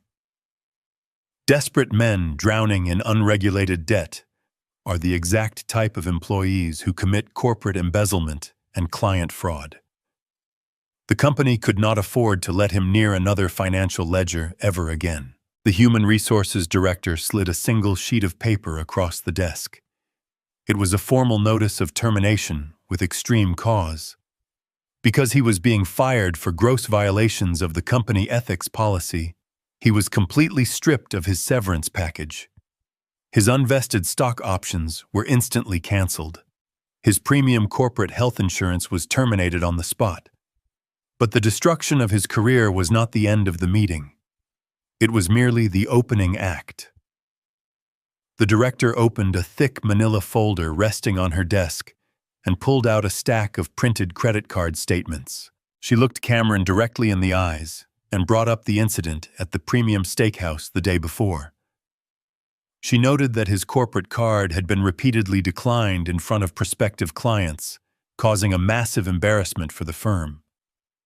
She explained that when the accounting department looked into the issue, they discovered that the primary financial guarantor, his father, had completely severed ties and dissolved the backing account.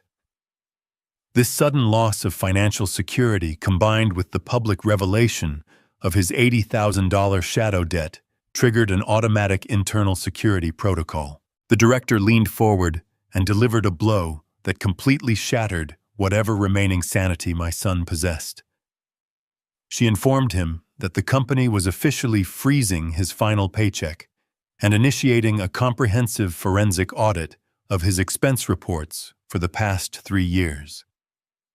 Every single client dinner, every premium flight, every luxury hotel stay he had charged to the company would be scrutinized by internal fraud investigators.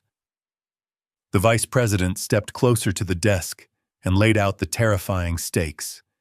He told Cameron that if the auditors found even a single dollar of misappropriated corporate funds or inflated personal expenses, they would not handle it internally. They would bundle the evidence and hand it directly over to the district attorney to pursue felony fraud charges. Cameron felt the room spinning. For years, he had treated his corporate expense account like a personal slush fund, loosely justifying lavish lunches and expensive drinks to maintain his wealthy facade. He knew exactly what the auditors would find.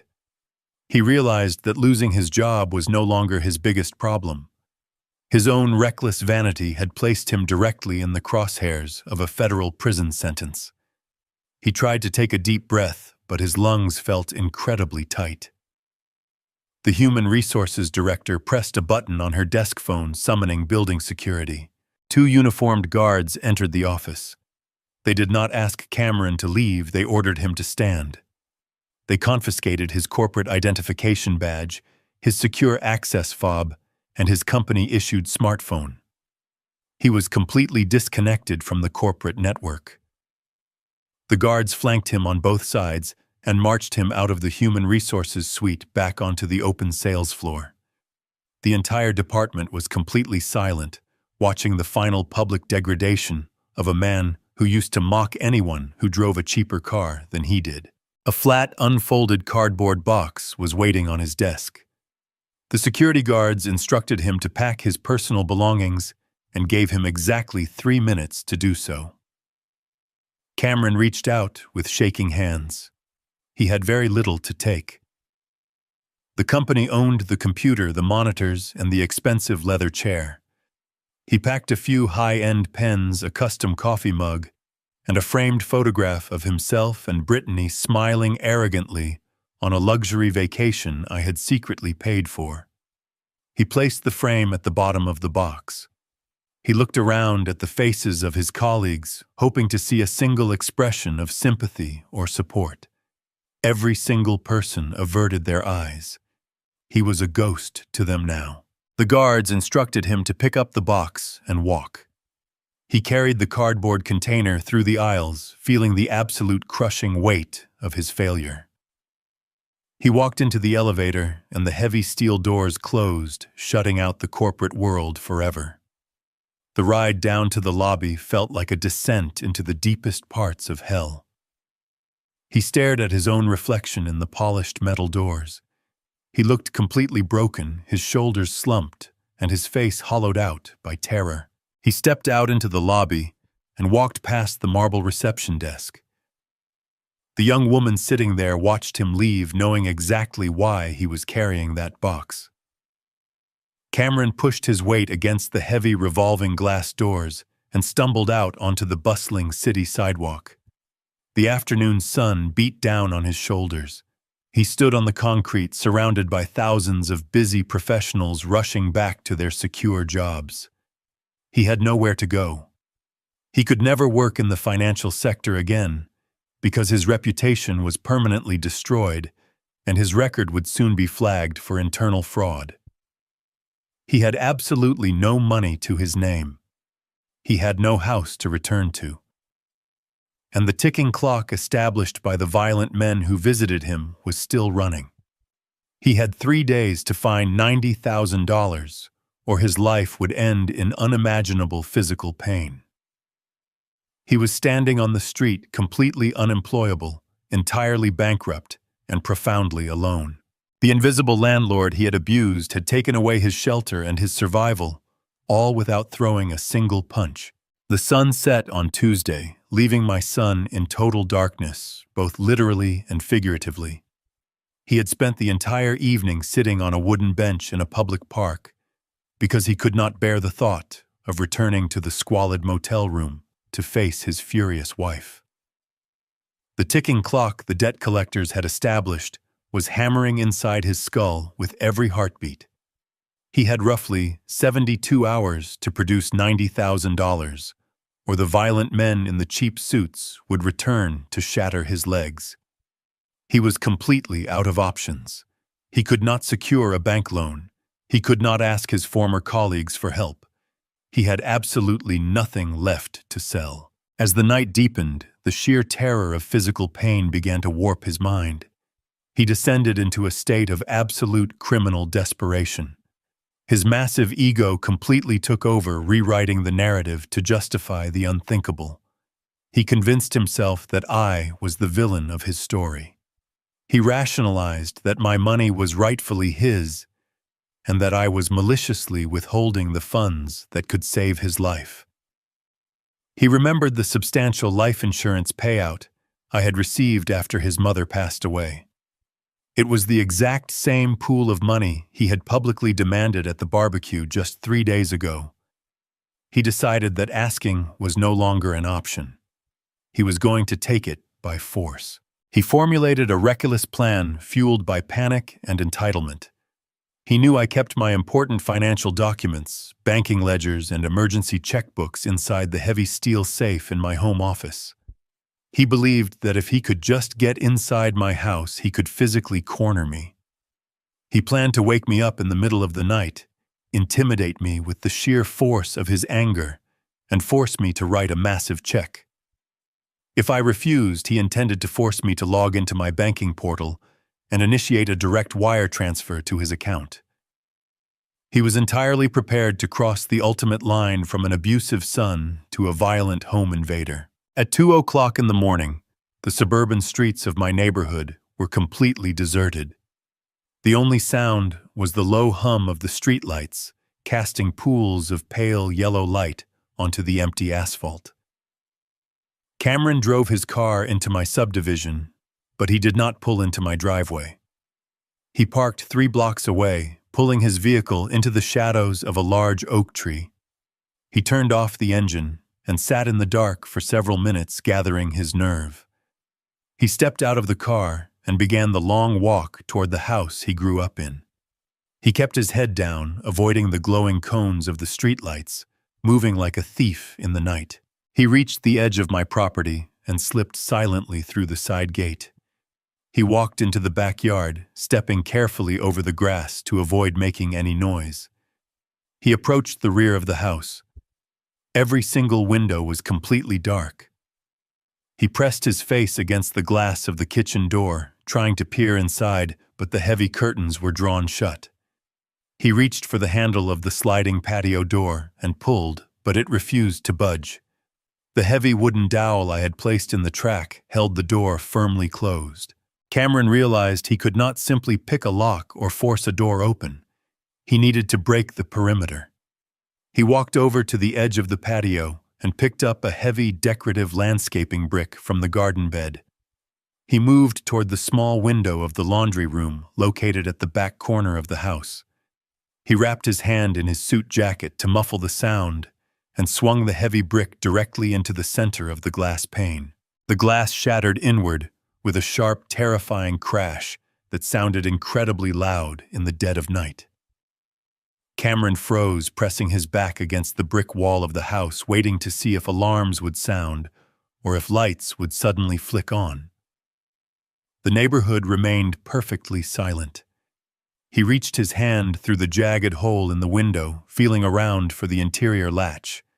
A sharp piece of broken glass sliced deep into the palm of his hand. He hissed in pain, pulling his hand back to see dark blood welling up in the moonlight. He wiped the blood on his trousers, ignoring the stinging pain. He reached back inside, unfastened the latch, and shoved the window upward. He climbed awkwardly through the small opening, tumbling forward onto the linoleum floor of the laundry room. He was breathing heavily, his heart pounding with the massive adrenaline rush of committing a major felony. He stood up and brushed the shards of glass off his clothes. He reached into his pocket and pulled out a heavy pair of solid brass knuckles. He had purchased them years ago as a novelty item during a bachelor party, but tonight he slipped them over his fingers with malicious intent. He was entirely ready to use them against his own father. He stepped out of the laundry room and into the main hallway. He expected to hear the sound of my breathing or the creak of the floorboards as I got out of bed to investigate the noise. He heard absolutely nothing. He pulled his smartphone from his pocket, using the screen as a dim flashlight to guide his way.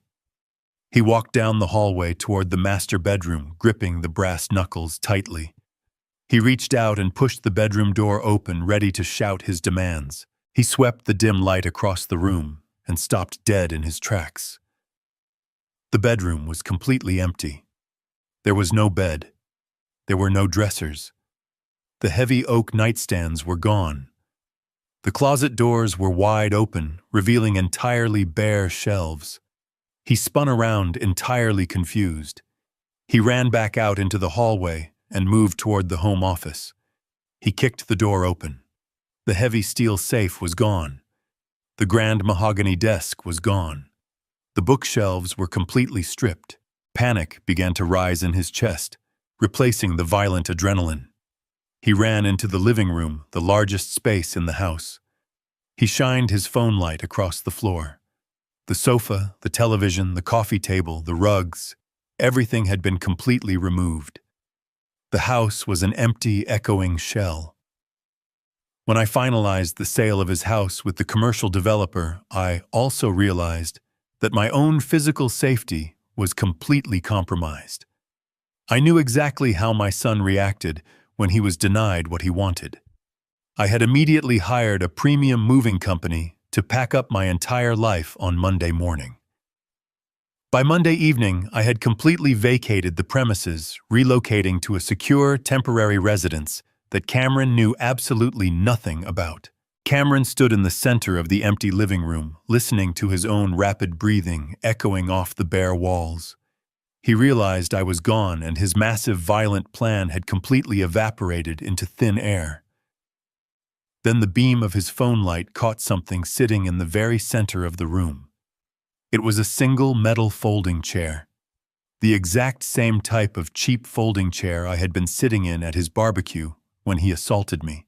He walked slowly toward the chair, completely bewildered. As he got closer, he noticed a small detail in the upper corner of the room, directly facing the chair. It was a high-definition security camera mounted securely to the wall.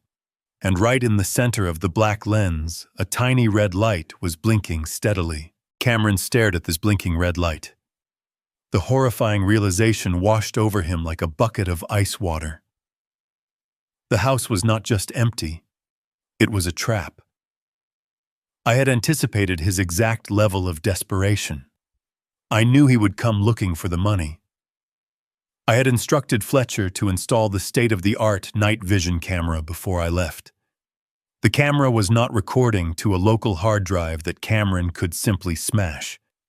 It was connected to an independent cellular router, streaming high-definition video and audio directly to a secure legal server located in Fletcher's downtown law firm. Cameron looked down at his own hands. He was standing inside a house he had just broken into. His hand was bleeding profusely from the smashed window, leaving a trail of physical DNA directly to the point of entry. He was wearing brass knuckles demonstrating clear, premeditated, violent intent, and he was staring directly into a camera lens that was currently broadcasting his felony burglary to a server he could never reach. He had walked directly into the jaws of a legal bear trap, and the heavy steel teeth had just snapped shut around his ankle. He dropped the brass knuckles onto the hardwood floor, the heavy metal making a loud clattering sound in the empty room. He fell to his knees in the dark, finally understanding that he was completely and utterly defeated. Cameron remained kneeling on the bare hardwood floor of my former living room, completely mesmerized by the tiny blinking red light of the security camera. He did not know that the moment the glass of the laundry room window shattered, a sophisticated silent alarm had immediately triggered. I had not relied on a cheap standard alarm system that simply blares a loud siren to scare off teenage vandals. I had instructed Fletcher to hire a premium private security monitoring firm. The second the glass broke, a live high-definition feed of the interior was instantly transmitted to a dedicated dispatcher sitting in a secure facility miles away. The dispatcher saw a man covered in blood climbing through a broken window and immediately contacted the local police department, reporting a verified active burglary in progress. Because the burglary was confirmed via live video feed, the police response was instantaneous and overwhelming. The officers did not use their sirens. They did not want to spook the intruder and cause a dangerous hostage situation or a frantic foot chase through the dark neighborhood. 4 separate police cruisers glided into the subdivision with their headlights completely turned off. They moved like silent metal predators rolling to a stop at the edges of my property boundary. Heavily armed officers stepped out of the vehicles, gently clicking their car doors shut to avoid making any metallic sounds. They quickly fanned out, establishing a tactical perimeter that completely surrounded the house. They covered the backyard, the side gates, and the front driveway, blocking every conceivable escape route. Cameron was locked inside a heavily guarded box, and he had absolutely no idea. Inside the empty house, the adrenaline that had drained from Cameron suddenly flooded back into his veins, turning into sheer, unfiltered panic. He realized he had to get out of the house immediately, before anyone checked the camera footage. He scrambled to his feet, his expensive leather shoes slipping awkwardly on the polished wood floor. In his blind haste, he reached down and grabbed the heavy, solid brass knuckles he had dropped moments earlier, shoving them deep into the pocket of his suit jacket. He thought he was just retrieving his personal property. He did not realize he was actively securing the exact piece of physical evidence that would guarantee a massive prison sentence. He ran back toward the hallway, breathing heavily, desperately looking for an exit. He considered going back through the laundry room window, but the jagged glass was covered in his own blood, and climbing out headfirst would be incredibly slow and dangerous. He ran into the kitchen and grabbed the handle of the sliding glass patio door, but the heavy wooden dowel I had jammed into the track refused to yield. He was trapped like a rat in a maze of his own making. The only viable exit was the heavy front door. He sprinted down the main corridor, his footsteps echoing loudly against the bare walls. He reached the entryway and grabbed the brass handle of the front door. He foolishly believed that if he could just get outside and disappear into the shadows, he could run the 3 blocks back to his parked car and escape into the night. He pulled the heavy wooden door open and stepped out onto the front porch. The absolute darkness of the peaceful suburban night was instantly obliterated. The moment his foot touched the concrete steps, 4 massive police floodlights flared to life simultaneously. They were mounted on the cruisers parked at the end of the driveway, and they completely blinded him. The intense white light washed over his wrinkled corporate suit, and his bleeding hand illuminating his crime for everyone to see. Before his eyes could even adjust, a chorus of deep, authoritative voices shattered the silence of the neighborhood. 3 officers were standing directly at the bottom of the porch steps with their duty weapons drawn and aimed directly at the center of his chest. Bright red laser sights painted glowing dots across his white dress shirt. The lead officer screamed for Cameron to raise his hands and step away from the door. Cameron was completely paralyzed by the sudden, blinding ambush. He had lived his entire life in a pristine bubble of corporate privilege where conflicts were resolved with angry emails and passive-aggressive boardroom meetings. He had never faced the terrifying reality of lethal force. He dropped to his knees, instantly, sobbing uncontrollably, raising his bleeding hands high above his head. He did not try to run. He did not try to argue or demand a police supervisor like he had done earlier that afternoon at his former estate. The raw, primal fear completely stripped away his arrogant facade. He was weeping like a terrified child, begging the officers not to shoot him. 2 officers rushed up the concrete steps, grabbing his arms and violently forcing him down flat onto his stomach. They pressed his face hard against the rough concrete of the porch, scraping his cheek.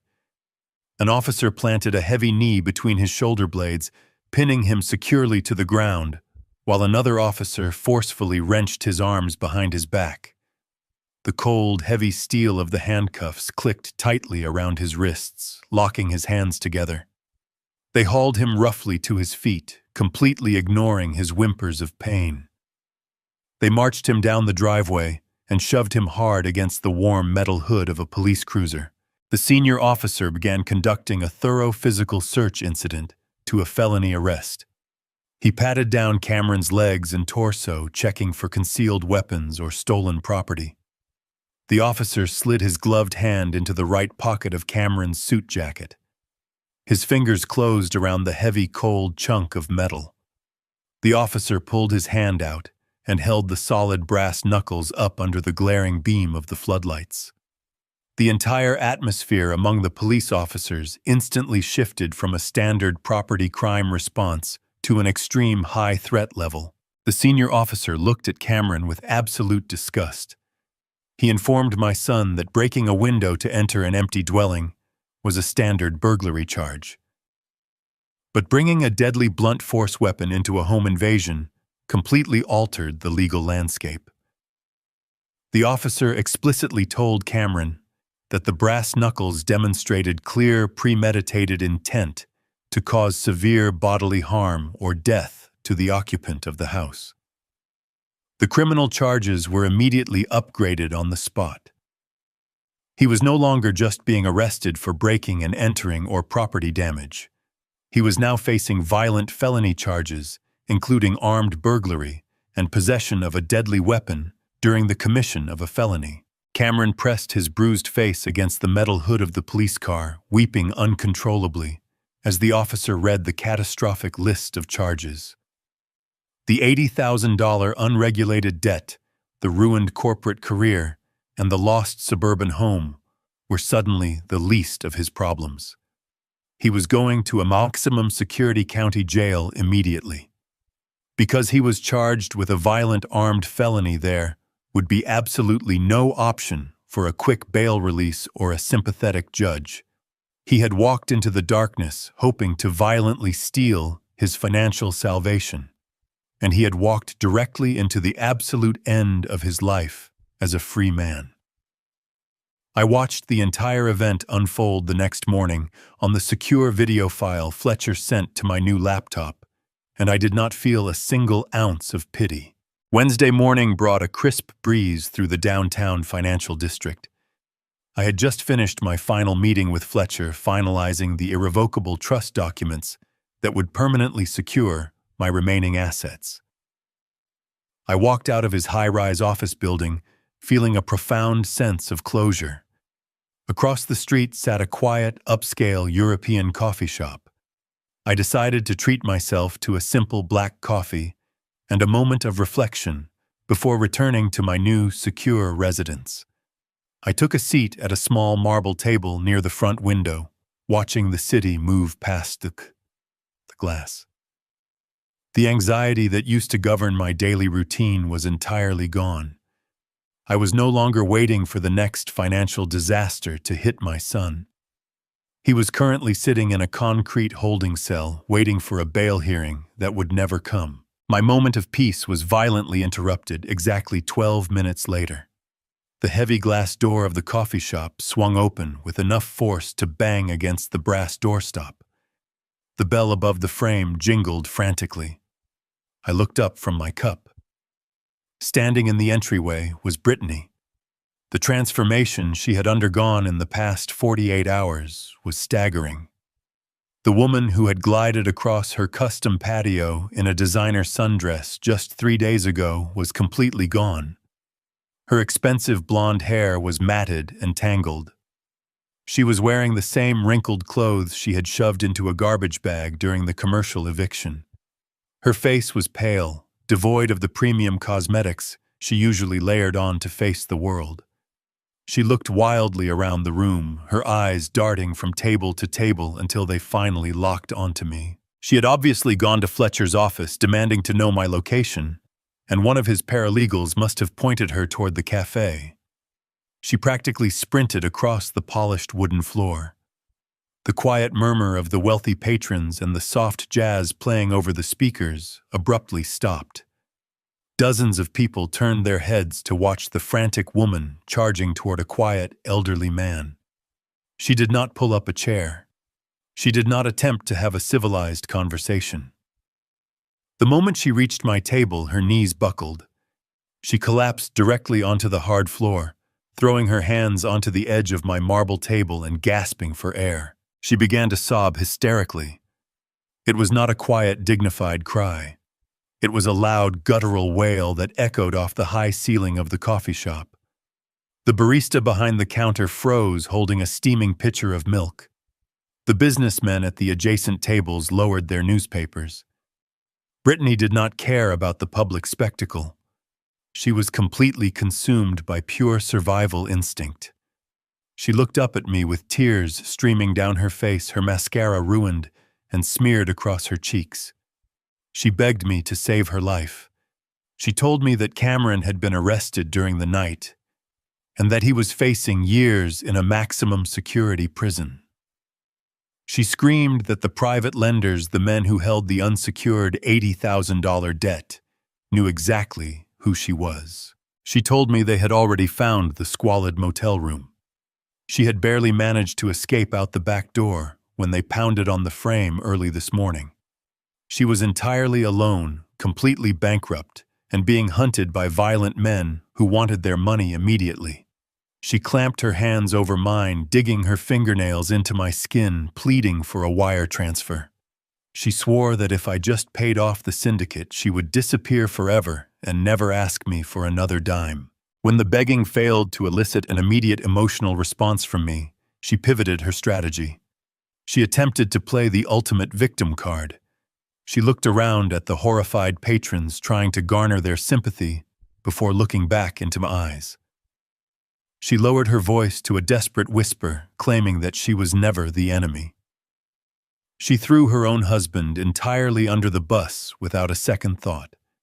She told me she had always been terrified of Cameron. She claimed his anger issues were out of control and that he forced her to take out that shadow loan to fund his failing business. She painted herself as a helpless hostage trapped in a toxic marriage, forced to go along with his cruel treatment of me just to survive his temper. She looked at me with wide, innocent eyes, hoping my paternal instinct would override my logic, hoping I would see her as a frightened daughter who needed a savior. I sat perfectly still, allowing her to finish her elaborate performance. I gently pulled my hands out from under her desperate grip. I reached for my porcelain cup and took a slow, measured sip of my black coffee. The dark roast was bitter and hot, offering a perfect grounding sensation. I placed the cup back onto the saucer, letting the ceramic clink softly in the silent room. I looked down at the woman kneeling in front of me. I did not feel an ounce of anger. I felt nothing but cold, absolute clarity. I spoke to her in a voice so calm and quiet that she had to stop her sobbing just to hear me. I completely ignored her fabricated story about being a helpless victim. I transported her back to the 4th of July barbecue. I painted the picture for her using precise words. I reminded her of the exact angle of the afternoon sun. I reminded her of the smell of the grilled meat. I reminded her of the precise moment Cameron stepped into my personal space and began jabbing his finger violently into my chest. I watched the color completely drain from her already pale face as I recounted the event. I asked her if she remembered what she was doing, while my son struck me 13 separate times, while he called me a freeloader and a parasite. She stammered, unable to form a coherent sentence. I answered the question for her. I told her she was standing by the outdoor kitchen, leaning against the expensive stone counter, leaning into the sunlight. I told her she was holding her premium smartphone up, with both hands perfectly framing the assault. And most importantly, I reminded her that she was smiling. I leaned forward, resting my arms on the table, closing the distance between us. I told her that she did not look terrified of her husband in that moment. She looked thoroughly entertained.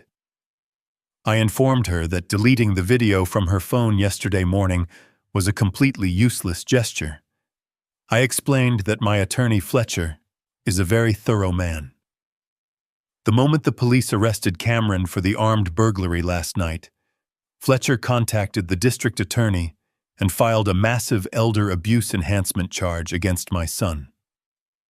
As part of that immediate legal filing, Fletcher subpoenaed the cloud backup servers attached to her cellular account. The police had already extracted the pristine, high-definition video of the entire assault. Brittany let out a choked gasp, covering her mouth with her hands. The reality of her situation was finally crashing down on her. I did not stop there. I explained the legal ramifications of her actions. I told her that the video did not just prove Cameron was a violent abuser. It proved that she stood by and enthusiastically documented a felony assault on an elderly man without attempting to intervene or call the authorities.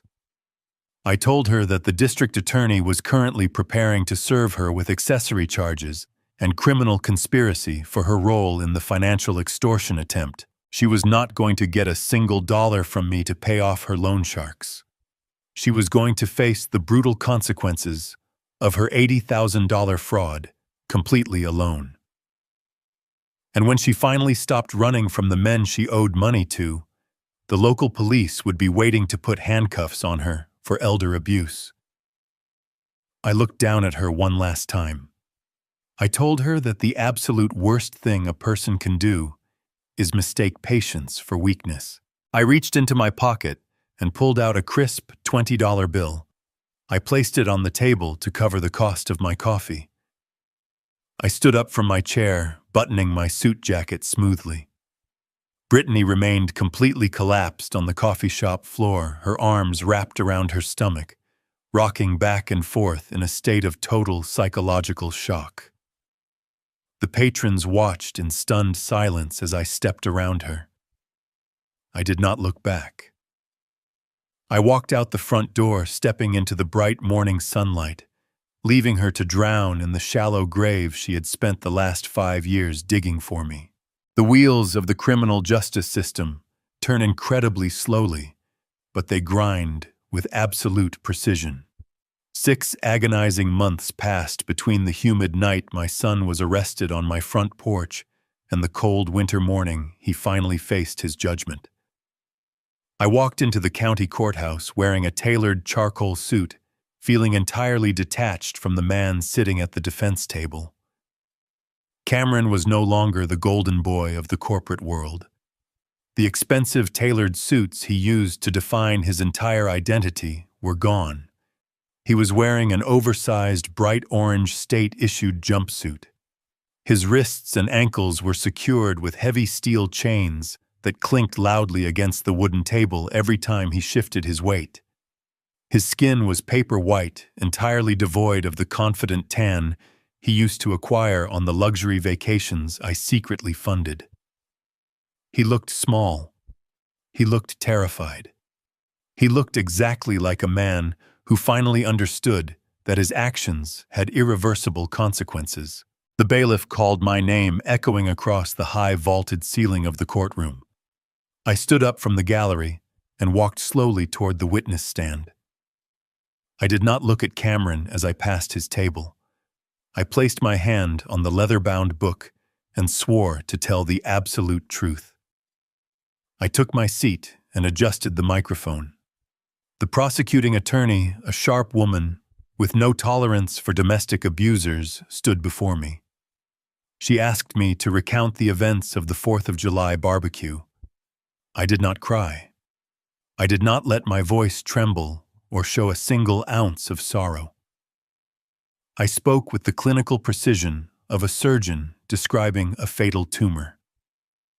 I methodically detailed the exact sequence of events. I explained how Cameron cornered me on the patio, demanding my life insurance money to cover his failing business ventures. I described how he stepped into my personal space when I refused. Then I recounted the physical assault. I told the court exactly how he raised his right hand and drove his rigid index finger into my chest bone. I counted the strikes out loud for the court record. 1, 2, 3. I repeated the degrading insults he shouted with every single impact, calling me a freeloader and a parasite. 4, 5, 6. I described the sheer force of the blows pushing me backward into the folding chair, leaving a deep contusion over my heart. 7, 8, 9. The defense attorney attempted to raise an objection, claiming this was merely a heated verbal argument between a father and a son that got slightly out of hand. The prosecutor did not argue. She simply turned to the judge and introduced the state's primary piece of physical evidence. She requested permission to play the video footage subpoenaed directly from the cloud backup servers attached to Brittany's cellular account. Brittany had frantically deleted the file from her physical device the morning Cameron was arrested, hoping to erase her complicity. She did not understand that nothing is ever truly deleted from a corporate server, especially when an attorney like Fletcher knows exactly where to look. The courtroom lights were dimmed. A large monitor facing the jury box, and the judge flickered to life. The high-definition video began to play. The silence in the courtroom was absolute as the footage filled the screen. Everyone watched my son loom over me, his face twisted with vicious anger. The microphone on the premium smartphone captured the audio with terrifying clarity. The entire room heard the loud, sickening thud of his finger striking my chest bone 13 separate times. They heard him explicitly threaten to throw me into a state-run psychiatric facility if I did not surrender my money.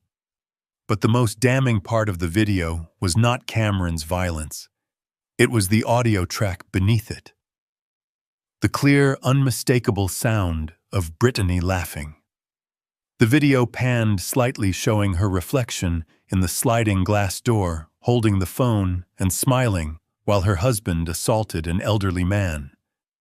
The visual evidence completely destroyed the defense attorney's narrative. This was not a family dispute. This was a documented malicious act of elder abuse recorded for entertainment. The lights came back on. The judge, a stern man with decades of experience on the bench, stared down at the defense table with pure, unadulterated disgust. Cameron was openly weeping into his chained hands, completely broken by the public broadcast of his true nature. The judge did not mince words when he delivered his ruling. He addressed Cameron directly, stating that in all his years presiding over criminal cases, he had rarely seen a defendant display such profound arrogance and cruelty toward his own flesh and blood. The judge systematically listed the severe aggravating factors: the documented physical elder abuse, the extortion attempt, the premeditated armed burglary involving a deadly weapon. The judge explained that bringing solid brass knuckles to a home invasion demonstrated a clear willingness to commit lethal violence to secure financial gain. The judge picked up his wooden gavel. He stated that society must be protected from predators who believe their financial desires supersede human life. He handed down a massive consecutive sentence. For the armed burglary and the enhanced elder abuse charges, Cameron was sentenced to 7 full years in a maximum security state penitentiary. The judge explicitly mandated that the sentence would be served without the possibility of early parole or early release for good behavior. The heavy wooden gavel struck the sounding block, sealing my son's fate. 2 large bailiffs immediately grabbed Cameron by the arms, hauling him to his feet. He did not look back at me. He simply hung his head and allowed them to drag him through the side door toward the holding cells, his heavy chains rattling the entire way. The trial was officially adjourned, but the absolute justice I had engineered was not quite finished. Brittany was sitting in the back row of the public gallery. She had attended the sentencing, hoping to silently observe the destruction of her husband. She believed she had successfully escaped the fallout by throwing him to the wolves and painting herself as a victim. She stood up, smoothing her cheap coat, entirely relieved that the ordeal was over. She turned to walk toward the heavy double doors at the back of the courtroom, eager to disappear into the city and start finding a new source of income. She never made it into the hallway. Before her hand could even touch the brass handle, 2 plainclothes investigators from the district attorney's office stepped directly into her path. They blocked the exit completely. One investigator reached into his jacket pocket and pulled out a thick, sealed manila envelope. He handed it directly to her. Brittany took the envelope, her hands beginning to shake. The investigator spoke loud enough for the lingering reporters and the remaining gallery attendees to hear. He informed her that she was being officially served with multiple felony indictments. The district attorney had formally charged her with criminal conspiracy to commit extortion based on her active participation in the video recording. Furthermore, the Financial Crimes Division had finally traced the forged property documents she used to secure the $80,000 unregulated loan.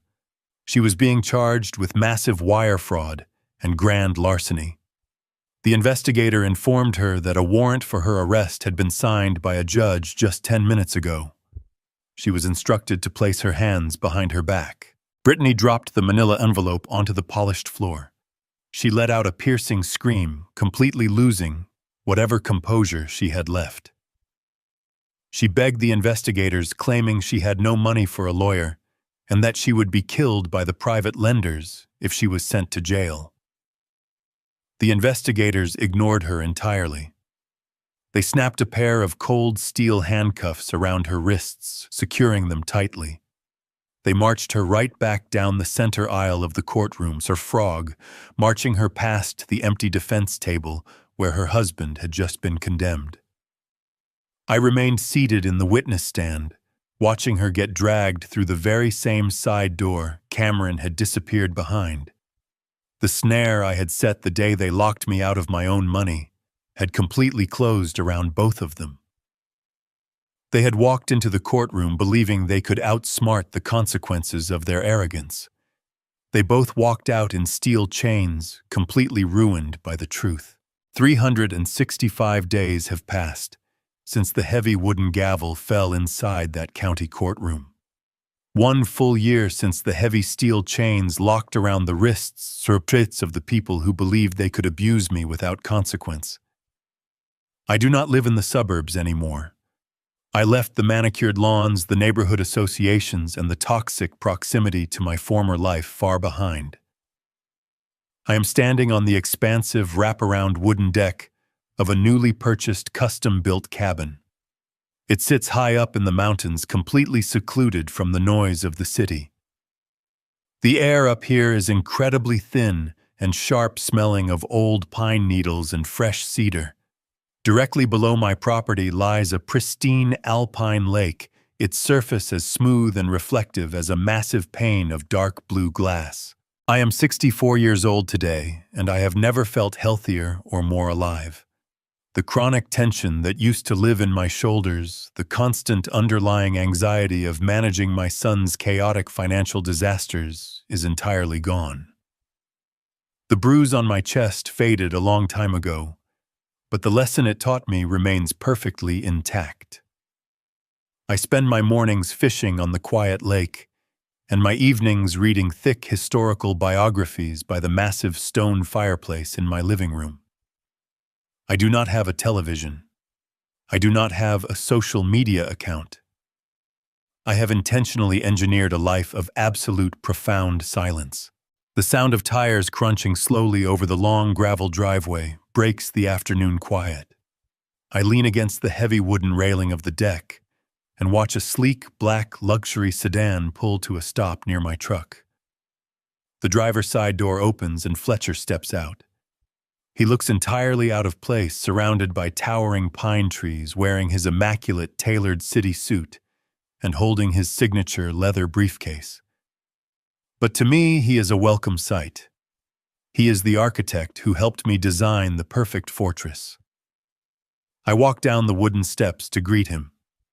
We shake hands firmly. It is the handshake of two men who have successfully completed a long, complex, and highly satisfying campaign.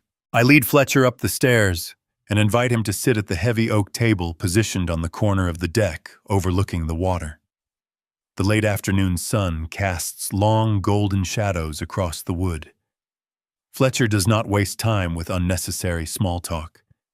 He knows exactly why he drove 2 hours up a winding mountain road.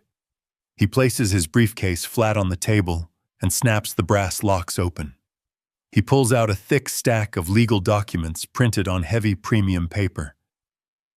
This is not a standard update on a legal proceeding. This is the absolute final chapter of my estate planning. We sit across from each other as he explains the precise legal mechanisms he has put into place.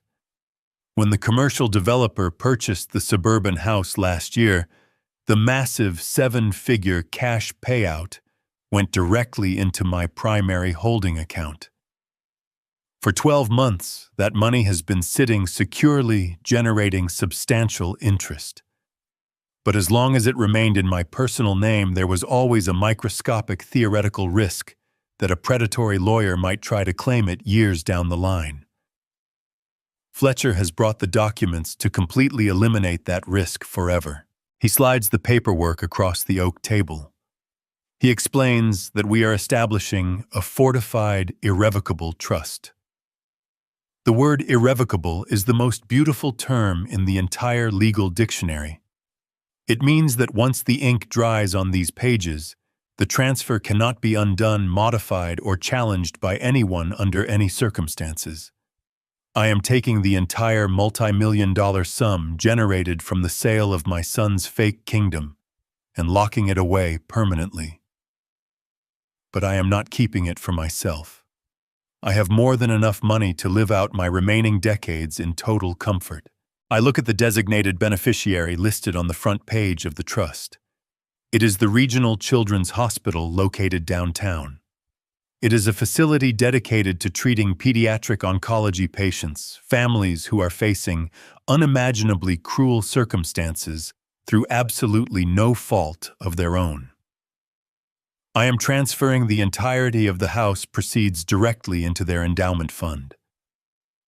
The money that my son demanded to fund his arrogant vanity project, the wealth he believed he was entitled to by blood, will now go toward buying advanced medical equipment and paying for the treatments of innocent children.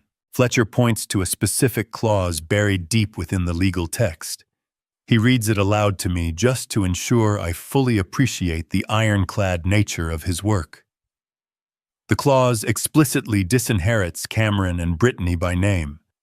It legally defines them as hostile actors and completely strips them of any future rights to contest my estate when I eventually pass away.